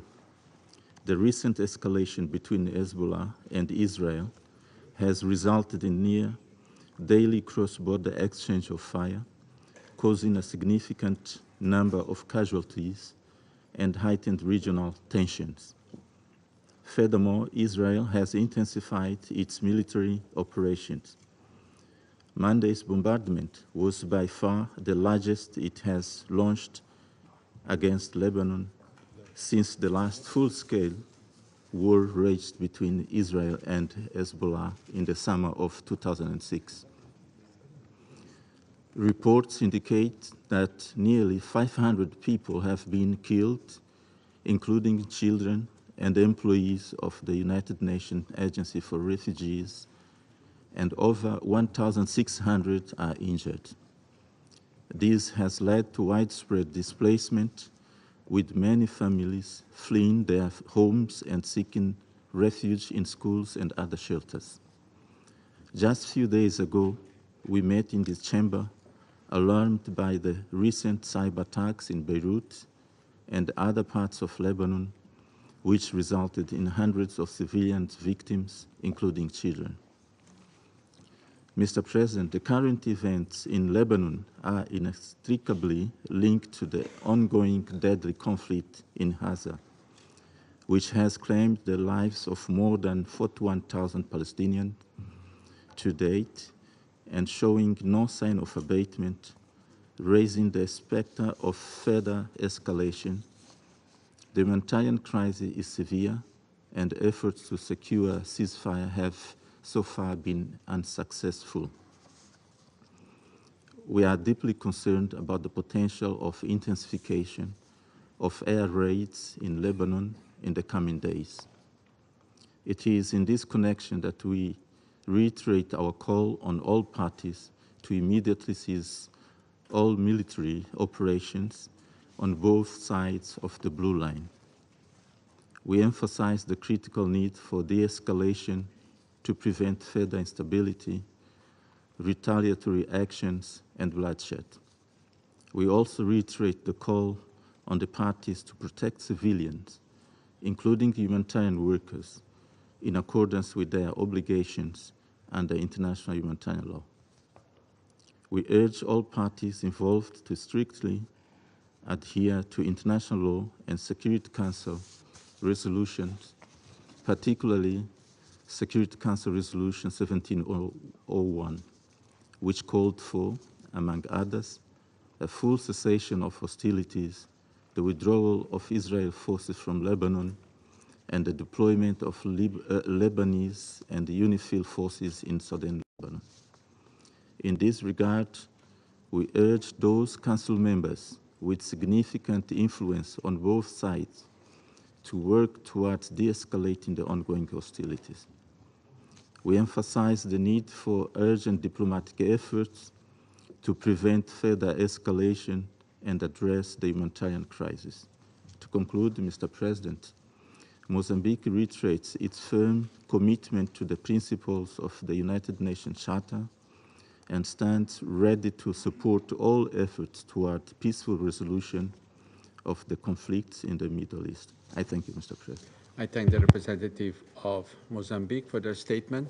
I now give the floor to His Excellency, Mr. David Lammy, Secretary of State for Foreign Commonwealth and Development Affairs of the United Kingdom of Great Britain and Northern Ireland. Mr. President, thank you, colleagues, for your contributions, and thank you, Secretary General, for your briefing. And I want to acknowledge the presence of the Prime Minister of Lebanon in the chamber today. This is a moment of maximum danger. We're on the brink, the precipice, at a few minutes to midnight. We talk of the risk of full-scale regional war, but the truth is we are already witnessing conflict on multiple fronts. In Gaza, in the West Bank, in Lebanon, and the Red Sea. The strikes in recent days have taken 550 lives in Lebanon, the death of civilians, women and children. The UN workers killed. The Hezbollah rockets that have killed Israelis are just the latest in the cycle of pain, anguish and loss. Mr. President, as we face the abyss, this Council has a duty to speak with one voice, and we must say that the rockets must stop now.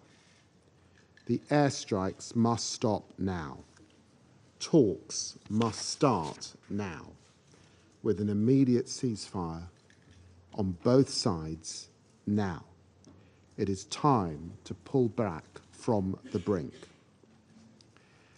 Mr. President, a full-blown war is not in the interests of the Israeli or the Lebanese people. And that is why, within hours of last week's strikes, I called for an immediate ceasefire between Lebanese, Hezbollah and Israel. Since then, we've worked closely with the United States and France to formalize a wider demand for the ceasefire and a political plan to implement it. And at the UN in New York, the Prime Minister and I have been urging our G7 and other partners to do the same. Our priority must be a political solution.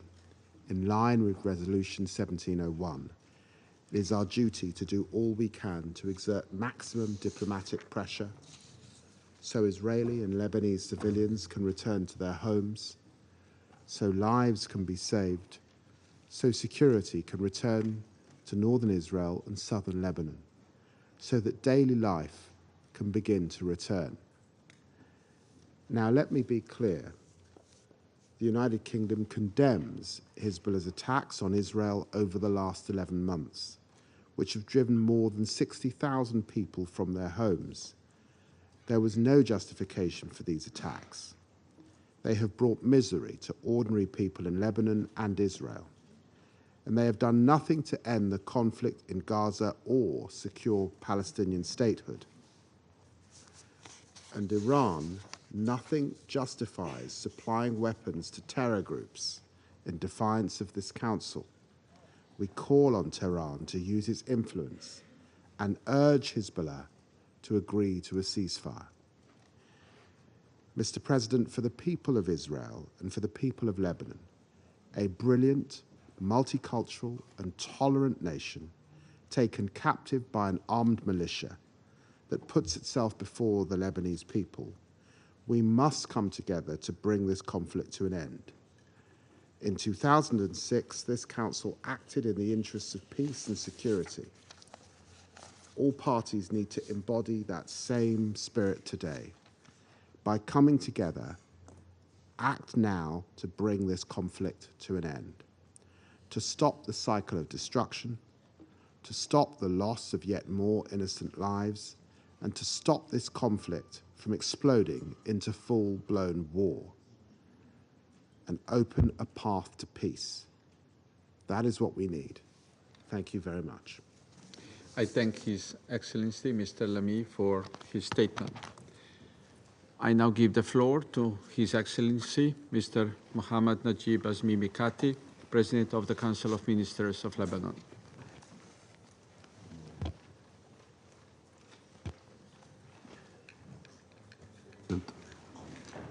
Mr. President, سيد الرئيس، أود في البداية أن أعبر عن امتناني العميق للجمهورية الفرنسية على دعوتها لعقد هذه الجلسة المهمة لمجلس الأمن في ظل الأوضاع الصعبة التي يمر بها لبنان. لقد كانت فرنسا دائما صديقة وفية للبنان وشعبه، وقد وقفت إلى جانبنا في أصعب الظروف.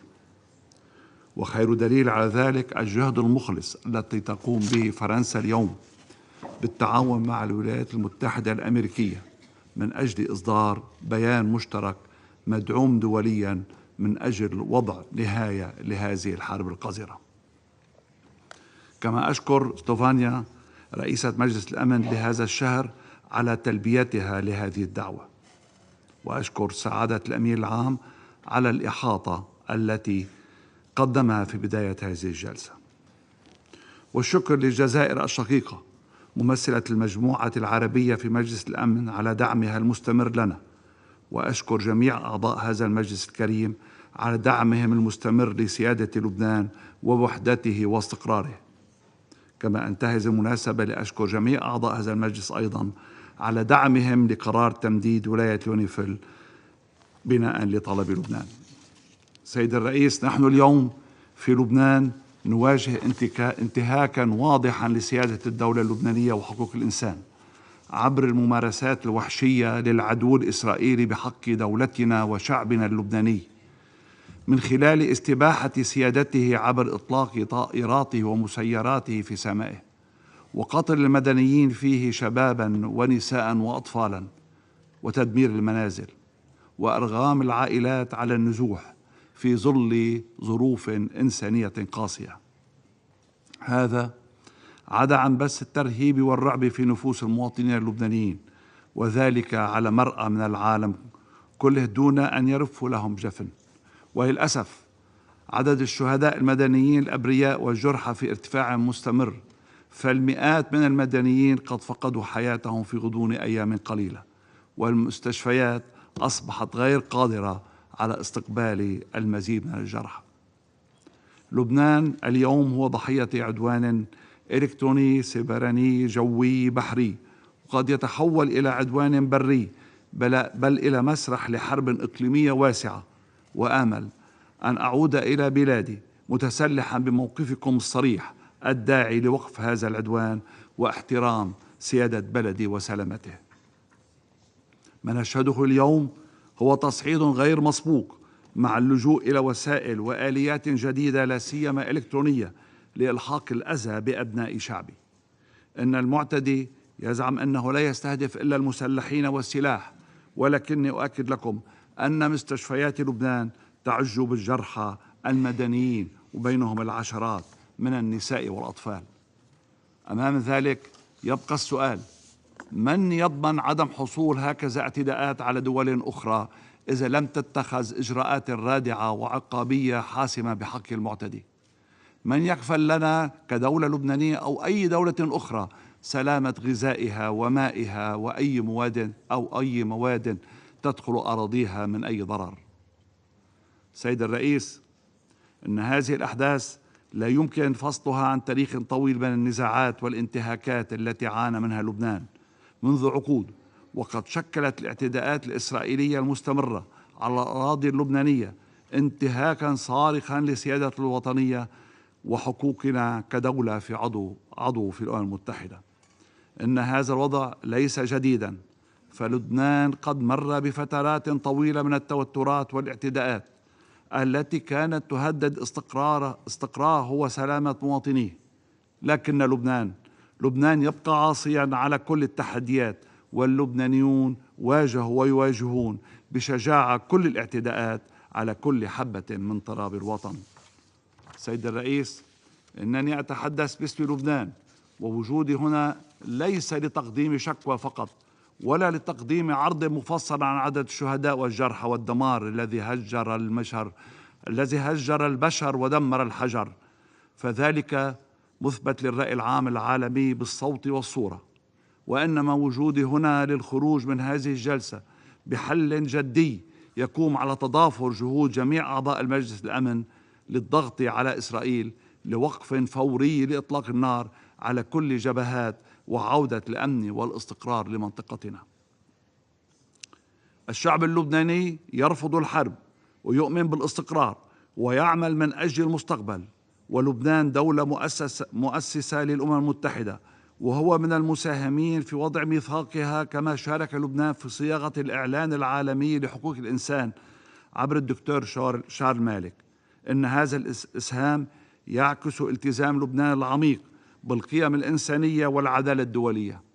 واليوم باسم هذه القيم التي جمعتنا تحت مظلة الأمم المتحدة جئنا لنؤكد على حق لبنان في الاستقرار والأمن والأمان، وحقه في السيادة والدفاع عنها، وحقه في استعادة أراضيه المحتلة. إن التوترات الحالية ليست وليدة اللحظة، بل هي نتاج تراكمات طويلة من النزاعات والاعتداءات التي لم تجد حلولا جذرية. إن إسرائيل لم تتوقف عند انتهاك قرارات الأمم المتحدة التي صدرت على مدى سنوات طويلة، وخصوصا قرار 1701 الذي كان من المفترض أن يشكل إطارا لتحقيق الاستقرار الدائم في جنوب لبنان.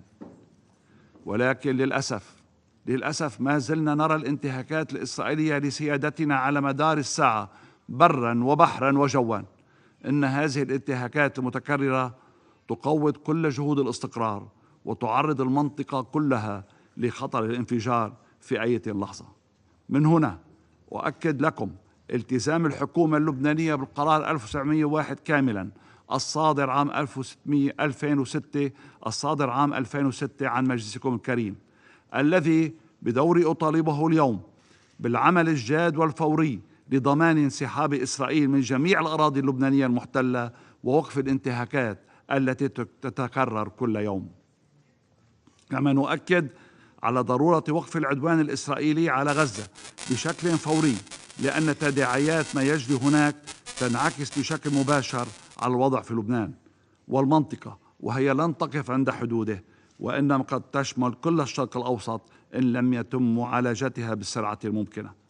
إن عدم التوصل إلى حل من شأنه أن يجعل الأمور أكثر تعقيدا، فاستمرار هذا العنف لن يؤدي إلا إلى المزيد من التصعيد، وهو ما لا يخدم مصلحة أي طرف في هذه المعادلة المعقدة. سيد الرئيس، إن الأمم المتحدة وجدت من أجل تعزيز الاستقرار، لكن ما نشهده اليوم هو أن العالم ما زال عاجزا عن وقف المأساة الإنسانية المستمرة في منطقتنا. لذا وباسم الشعب اللبناني نضع مجلسكم الكريم أمام مسؤوليته الكاملة لاتخاذ موقف فوري وحاسم ينهي المعاناة المستمرة لشعبنا، تمهيدا لتعبيد الطريق أمام الحلول الدبلوماسية. سيد الرئيس، لبنان لا يطلب معروفا، نحن نطالب بحقوقنا المشروعة بموجب القانون الدولي، حقنا كلبنانيين في العيش بأمان، حقنا حماية سيادتنا الوطنية، وحقنا في مستقبل يبعد عن أطفالنا شبح الحروب وأهوال الصراعات. إني أتوجه إلى مجلسكم الكريم وإلى المجتمع الدولي برمته وأقول أنه حان الوقت لرفض العنف والحروب وتطبيق القرارات الدولية بحيث لا تبقى حبرا على ورق. الأدوات موجودة، وما نحتاجه الآن هو الإرادة الصادقة والتعاون الفعال. دعونا اليوم أن لا نضيع هذه الفرصة. يجب أن نتحرك الآن لأننا لن نستطيع تحمل خسارة جيل آخر بسبب الحرب. شكرا سيد الرئيس، شكرا أيها الأعضاء. I thank His Excellency Mr. Najib Asmi Mikati for his statement. I give the floor to the representative of Israel. Thank you, Mr. President. As Israeli civilians in the north watched with horror while their brothers and sisters in the south were tortured, raped, beheaded, and kidnapped by Hamas terrorists, they fled to bomb shelters as Hezbollah rained down missiles in a show of solidarity, that's how they call it, with these butchers, with these savages. Irit Efrati has lived in Kibbutz Dan in the north since her birth. She has only ever had to flee her home one other time, as a 7-year-old in our War of Independence in 1948. Now, aged 83, she again finds herself as a refugee in the city of Haifa. For nearly a year, Irit has struggled to maintain her sanity, confined to a small room and far from the life and home she built over a lifetime. This is not a unique story. Irit joins tens of thousands of Israelis now living in cramped temporary housing, praying for the day she will return to the only place she has ever called home. Since October 8, almost 9,000 rockets, along with hundreds of anti-tank missiles, have been launched at our civilians, targeting their homes, families, and the state. Since October 8, 70,000 civilians have been forced to flee their homes. They have been made refugees within their own country.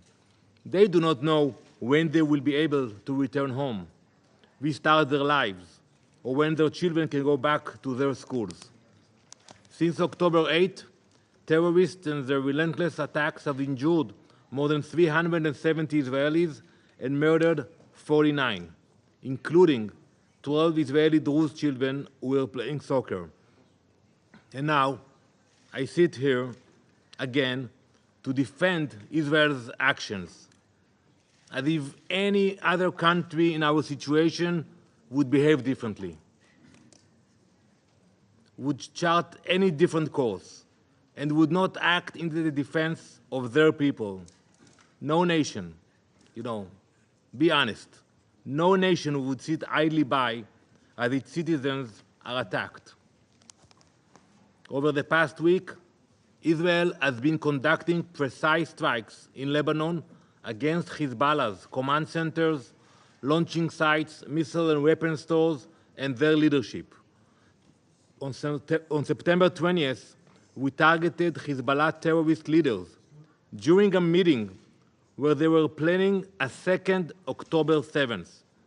Hezbollah has made it clear, given the chance, they would storm our borders, infiltrate our communities, murder, rape, and take hostages back to their dens of horror.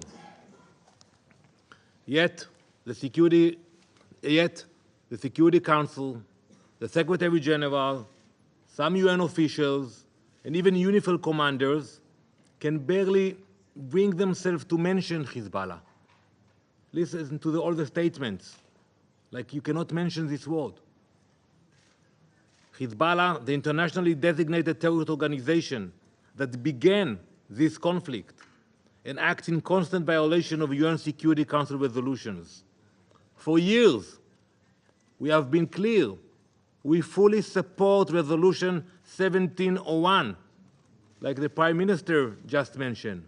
We support the resolution, and we support its complete implementation. For years, we have sounded the alarm over Hezbollah's blatant violations.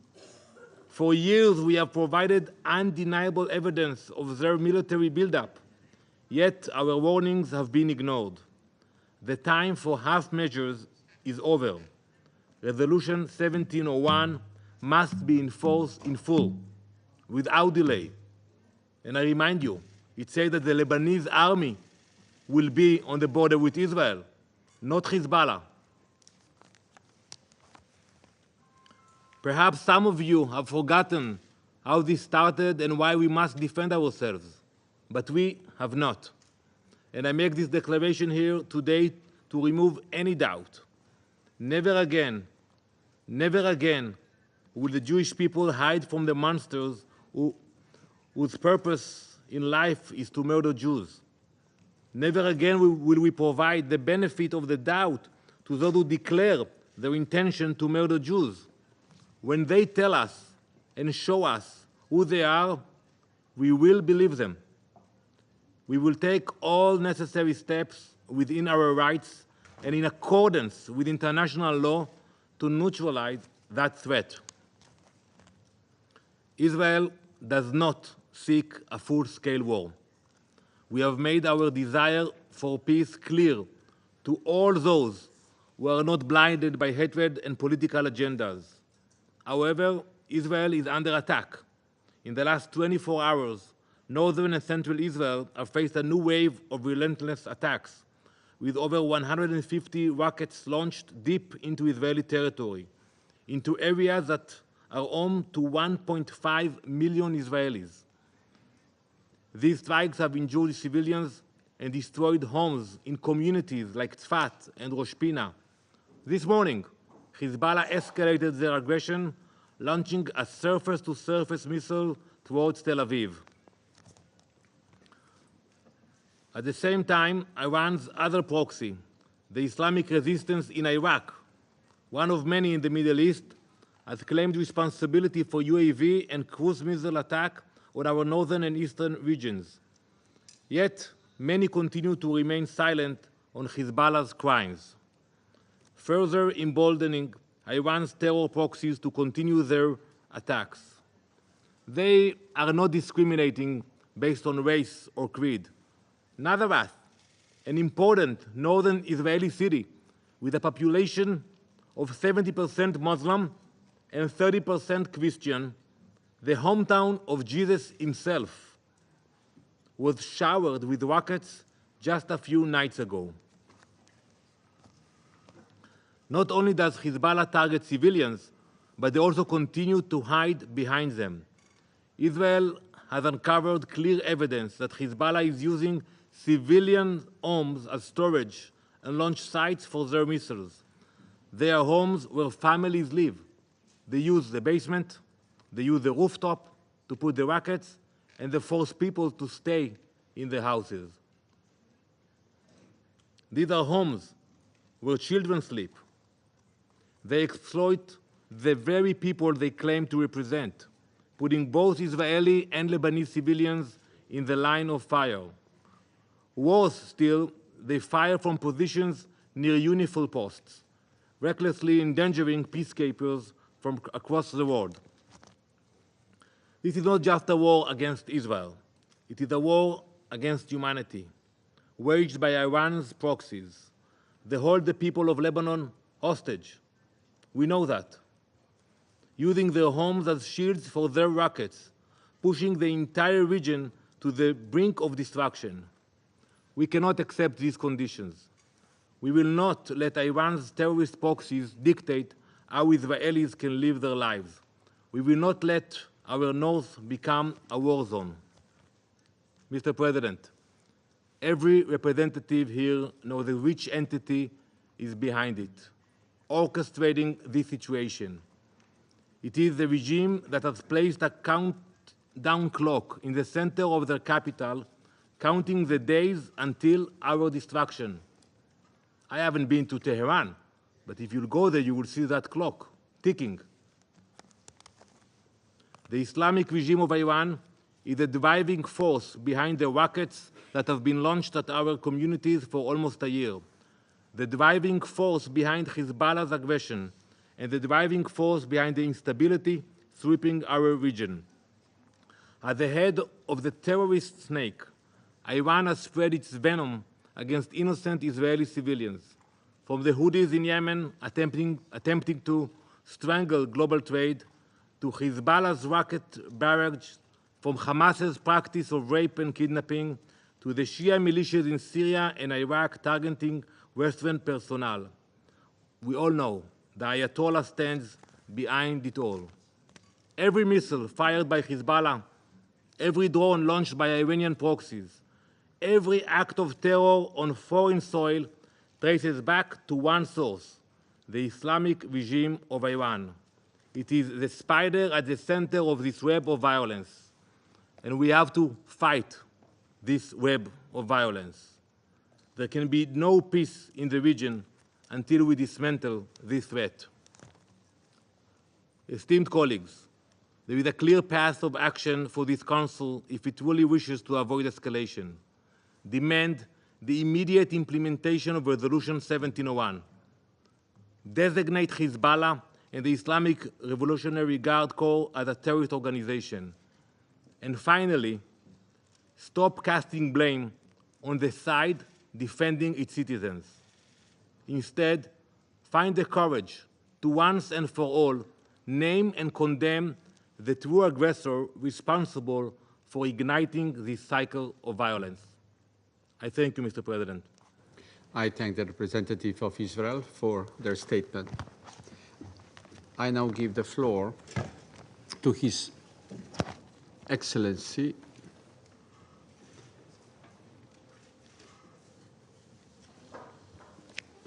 okay. He's here.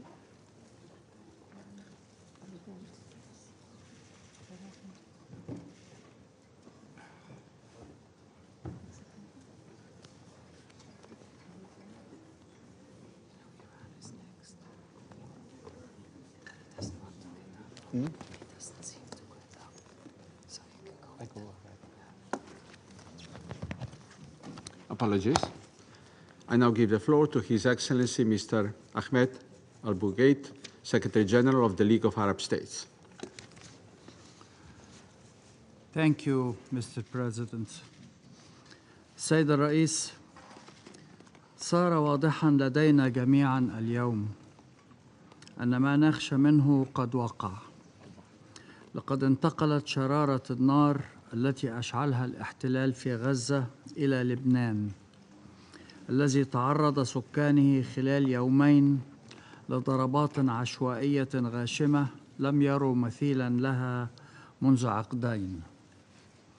الآن نفهم لماذا رفض الاحتلال الإسرائيلي المقترح تلو المقترح لوقف إطلاق النار في غزة.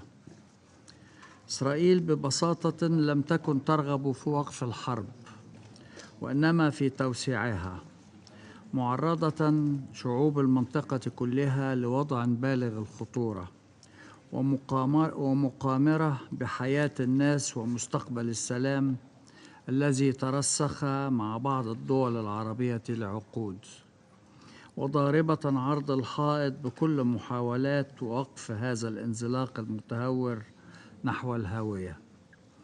كان الطريق واضحا من أجل نزع فتيل التصعيد، وقف الحرب الظالمة والغاشمة والدموية على غزة. كان كفيلا بتهدئة الأوضاع على الجبهة الشمالية لإسرائيل مع جنوب لبنان، وإعطاء الدبلوماسية فرصة لجلب الهدوء. ولكن إسرائيل اختارت توسيع دائرة النار والدم لتعتدي على دولة عربية ذات سيادة يعيش شعبها اليوم في قبضة الخوف والترويع.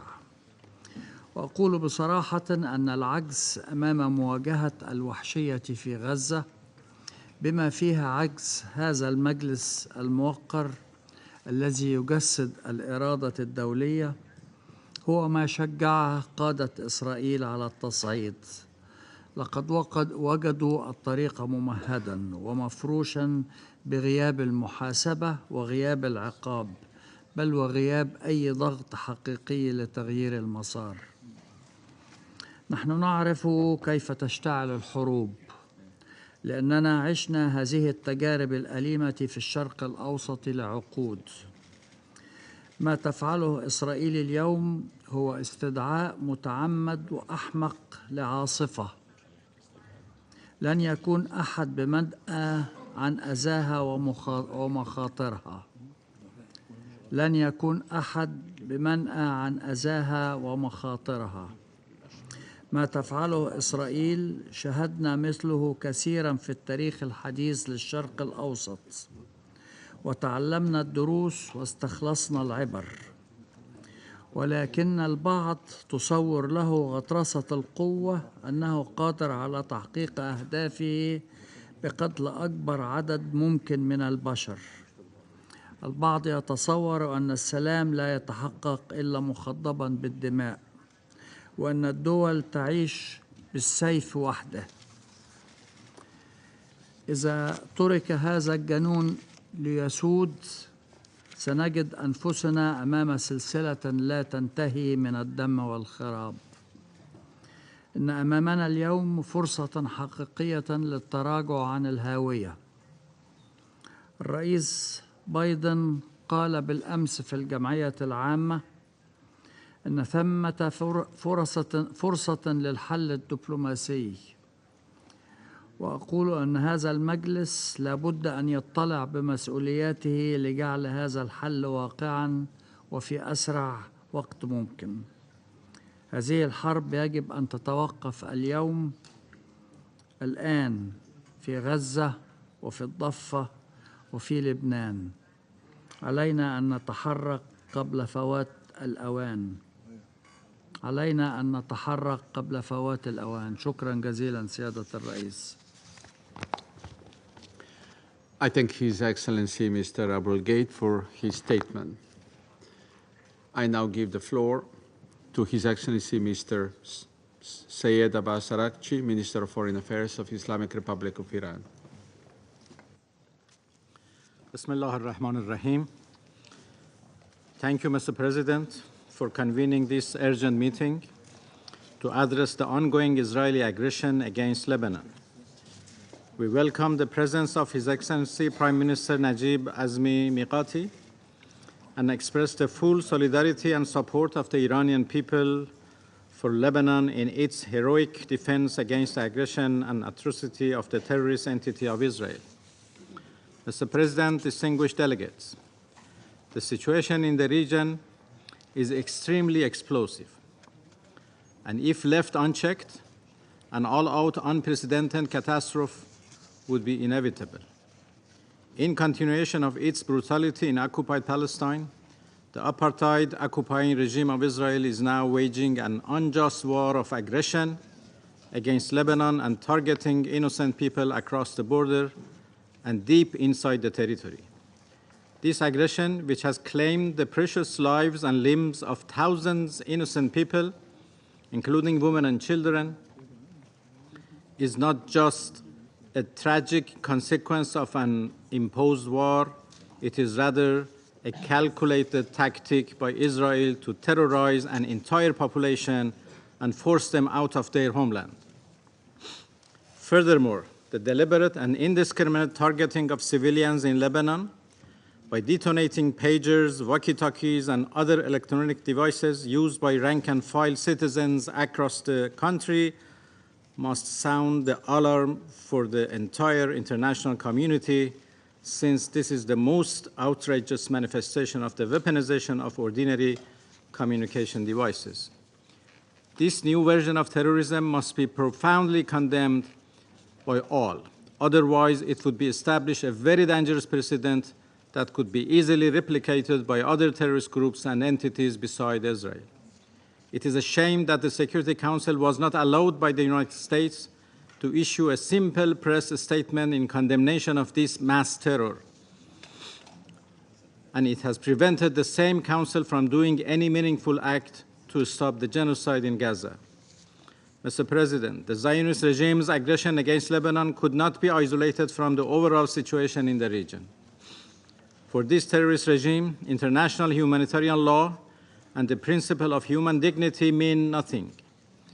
From the long decade of occupation of Palestinian territories to its ongoing genocidal war against people in Gaza, its unprovoked aggression against Syria and Lebanon, and its terrorist attack on Iran's diplomatic mission and assassination of the political leader of Hamas in Tehran, all underscore Israel's real character as a genuine terrorist entity that has no value for peace and human rights. The Israeli regime has no intention of pursuing peace or agreeing to a ceasefire. Its real objective is to drag the entire region into a full-scale war. Unfortunately, the United States and United Kingdom unwavering support to Israel has given a carte blanche to them for all sorts of sinister behavior. The ongoing aggression against Lebanon is fueled by the failure of the international community and in particular by the United Nations Security Council to hold Israel accountable for war crimes and genocide in Gaza. The United States' failure to rein in the regime, coupled with the ongoing supply of military equipment and political backing, has emboldened Israel to commit these heinous acts with impunity. Mr. President, members of the Council, we all need to work together to disallow the normalization of evil and atrocity. The United Nations Security Council should be urged by all states to live up to its responsibility under the United Nations Charter. The criminal and corrupt leadership of the Zionist regime must understand that their actions will not go unanswered. The region stands on the brink of a broader conflict due to regime's aggression and heinous crimes against nations of the region. Now more than ever, Israel has become a serious threat to international peace and security. This regime does not deserve membership in the United Nations. Its representative to the United Nations shamelessly shreds the United Nations Charter before the eyes of the international community. The only way to prevent further escalation is clear. Israel must immediately cease its war on Gaza, and its attacks on Lebanon must stop. Let me be clear, Mr. President. Without the ceasefire in Gaza, there would be no guarantee for peace in the region. The international community cannot afford to remain silent.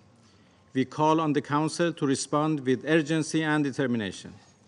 The United Nations Security Council, which bears the legal responsibility for maintaining international peace and security, must shoulder its responsibility and respond decisively to Israel's aggressive and terrorist actions in Lebanon. If this doesn't happen, the region risks being dragged into a full-scale conflict. The Israeli regime supporters and enablers, especially the United States and the United Kingdom, have a legal and moral responsibility to act before it's absolutely late. The atrocity, crimes, and genocide committed by the occupying apartheid regime must not go unpunished, as impunity has been emboldening the regime to persist in its patterns of war crimes, crimes against humanity and genocide. The world is watching, and history will judge this Council by the actions it takes or fails to take today. Thank you. I thank His Excellency Mr. Aranci for his statement. I now give the floor to His Excellency Mr. Badr Ahmed Mohamed Abdelati, Minister for Foreign Affairs, Immigration and Egyptian Expatriates of Egypt.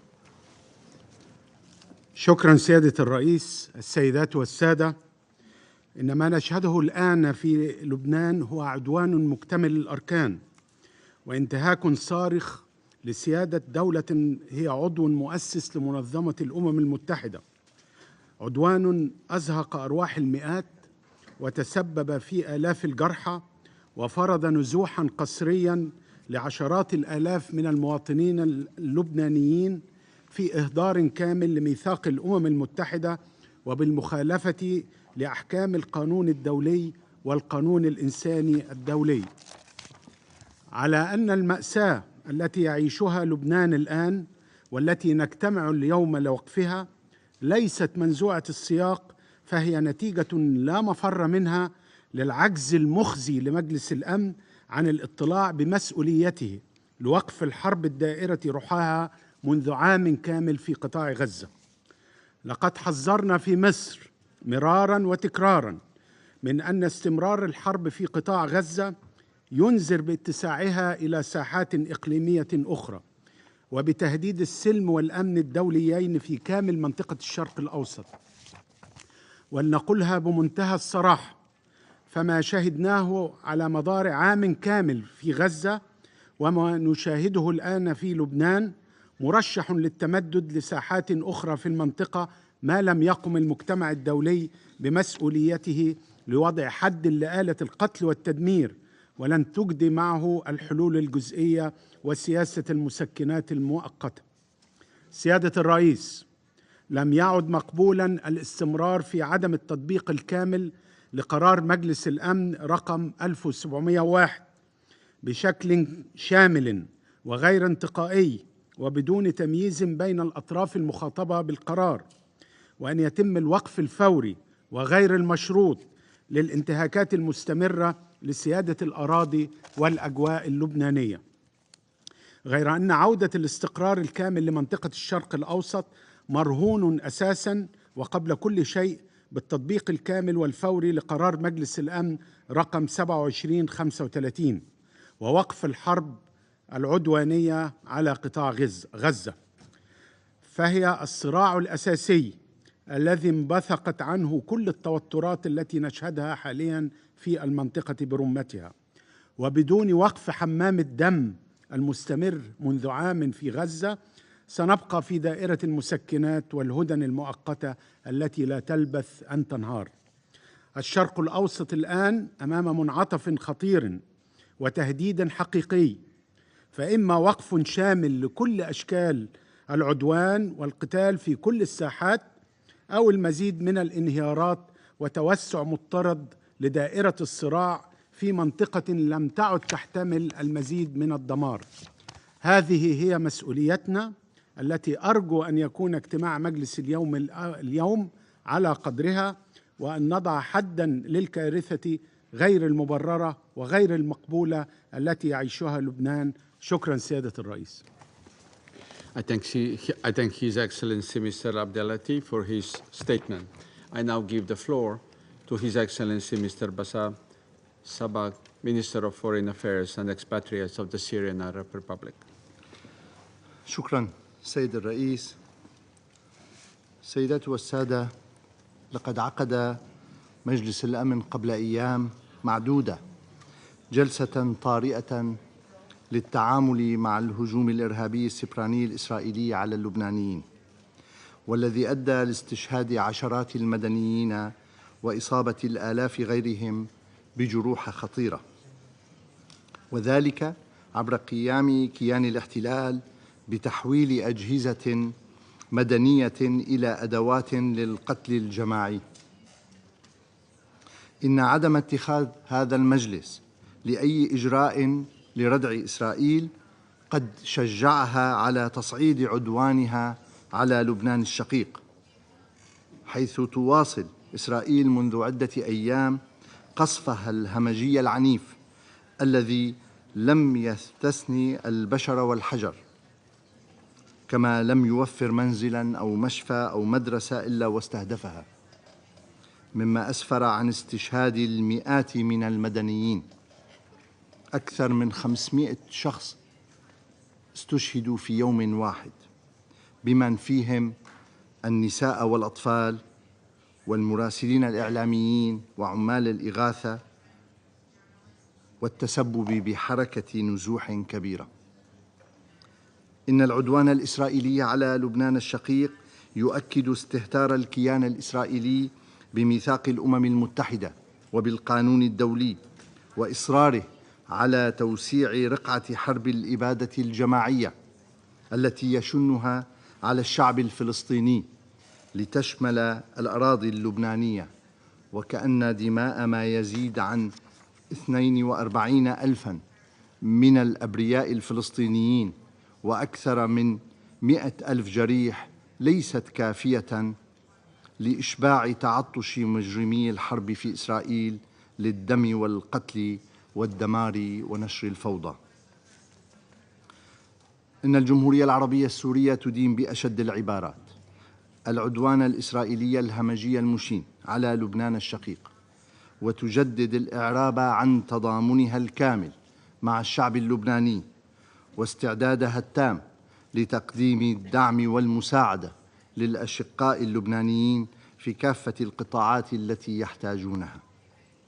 تشدد سوريا على وجوب تحرك مجلس الأمن الفوري والعاجل الآن وليس غدا لإدانة العدوان الإسرائيلي المتعدد الأوجه ووقف آلة القتل والتدمير، ومنع إسرائيل من إشعال حرب شاملة في المنطقة عبر توسيع رقعة عدوانها، وهو الأمر الذي حذرنا منه نحن وغيرنا من الدول مرارا وتكرارا، لتجنب ما يمكن أن يحدثه من تداعيات خطيرة على السلم والأمن في المنطقة الشرق الأوسط والعالم. السيد الرئيس، إن الحرب العدوانية الإسرائيلية على الشعب الفلسطيني التي قاربت على العام قد ترافقت أيضاً مع اعتداءات ممنهجة ومتكررة على سوريا، حيث استهدفت قوات الاحتلال الإسرائيلي بالصواريخ مناطق عديدة في سوريا، أدت لارتقاء العديد من الضحايا المدنيين وجرح الكثير غيرهم، وإيقاع أضرار في البنى التحتية والمنشآت الحيوية المدنية والأبنية السكنية، لا بل وحتى استهدفت المقرات الدبلوماسية. لقد طالبت سوريا إلى جانب غالبية الدول الأعضاء في الأمم المتحدة بوضع حد لذلك العدوان ووقف هذه الانتهاكات المستمرة لسيادة الأراضي السورية، بما في ذلك استمرار احتلالها للجولان العربي السوري منذ العام 1967. إن الجمهورية العربية السورية تعتبر استمرار كيان الاحتلال الإسرائيلي في عدوانه الهمجي والوحشي على الفلسطينيين وعلى السوريين وعلى اللبنانيين ما كان ليحدث لولا الدعم اللامحدود والمتعدد الأوجه الذي تقدمه الولايات المتحدة الأمريكية لهذا الكيان، بما في ذلك الإفلات من العقاب، مما يجعلها شريكاً في هذا العدوان. تطالب الجمهورية العربية السورية مجلس الأمن بإنهاء حالة الشلل التي يعيشها والتحرك الفوري لوضع قراراته ذات الصلة بالصراع العربي الإسرائيلي، وفي مقدمتها القرارات 242 و338 و497 موضع التنفيذ، وتؤكد على أن المنطقة لن تنعم بالسلام والاستقرار ما لم يتم إنهاء الاحتلال الإسرائيلي لجميع الأراضي العربية المحتلة في فلسطين وسوريا ولبنان. شكرا سيد الرئيس. I thank His Excellency Mr. Sabag for his statement.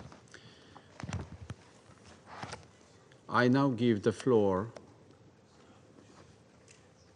to His Excellency Mr. Joseph Borrell Fontelles, High Representative of the European Union for Foreign Affairs and Security Policy and Vice President of the European Commission. Le Président, nous parlons d'une région au monde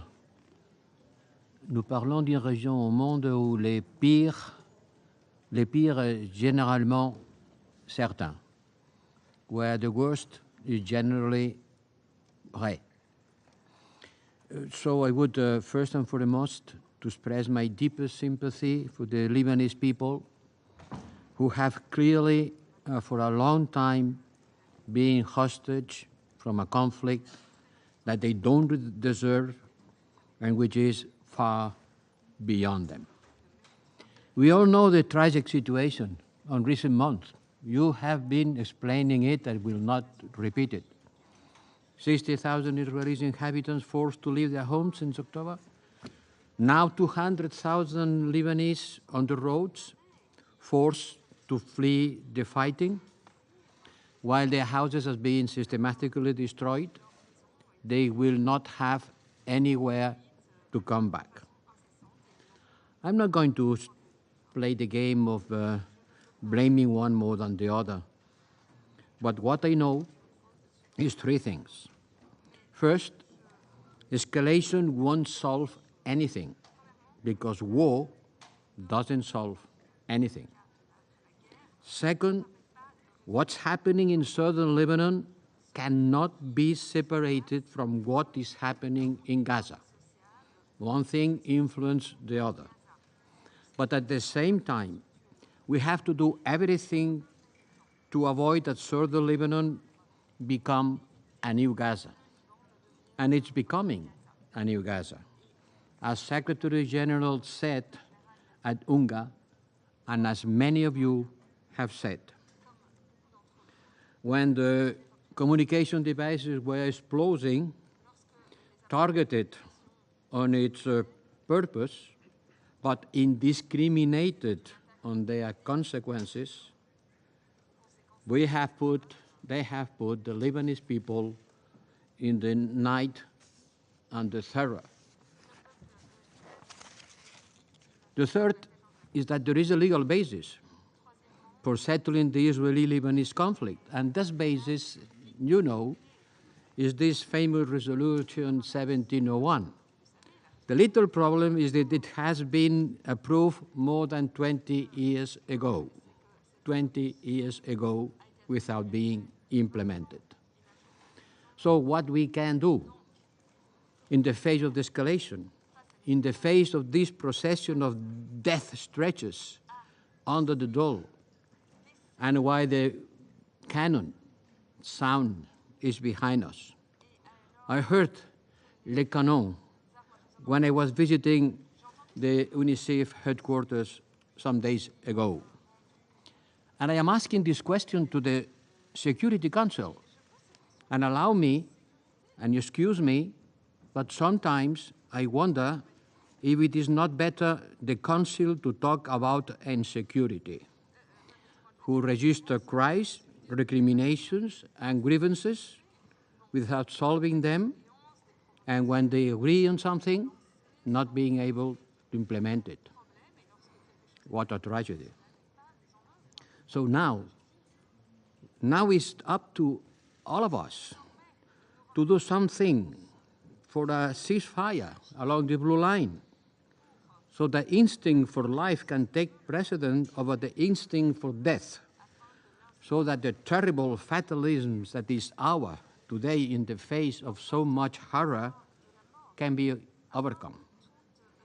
Before coming here, I had the opportunity to speak with the families of Israeli hostages held by Hamas, still almost 1 year. So I know how this tragic situation is affecting everyone, Palestinians, Israelis, and now Lebanese. And I saw some days ago in the Rafah border, by the way, closed. Once again, listening the canyon, how the tragic situation in Gaza called our conscience. So please, let's try to call unanimously for the suspension of hostilities along the blue line and the implementation of this famous resolution 1701. What else can we do? At least let's agree on that and try to make it implemented. Let's call for restraint to avoid the trap of fatality, the one that would have us believe that there is nothing to be done. Yes, something has to be done. That's the only thing I can do. But naming things is essential. You have to put a name to the things, because refusing to name things only adds to the world's tragedy. Thank you. I thank His Excellency Mr. Borrell Fonteles for his statement. There are no more names inscribed on the list of speakers. The meeting is adjourned.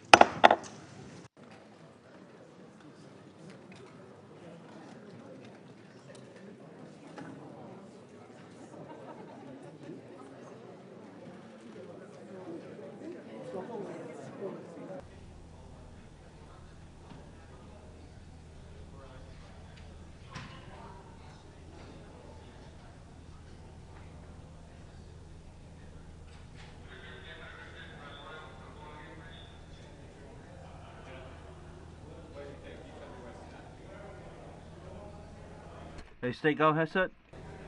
Chris, Hesed.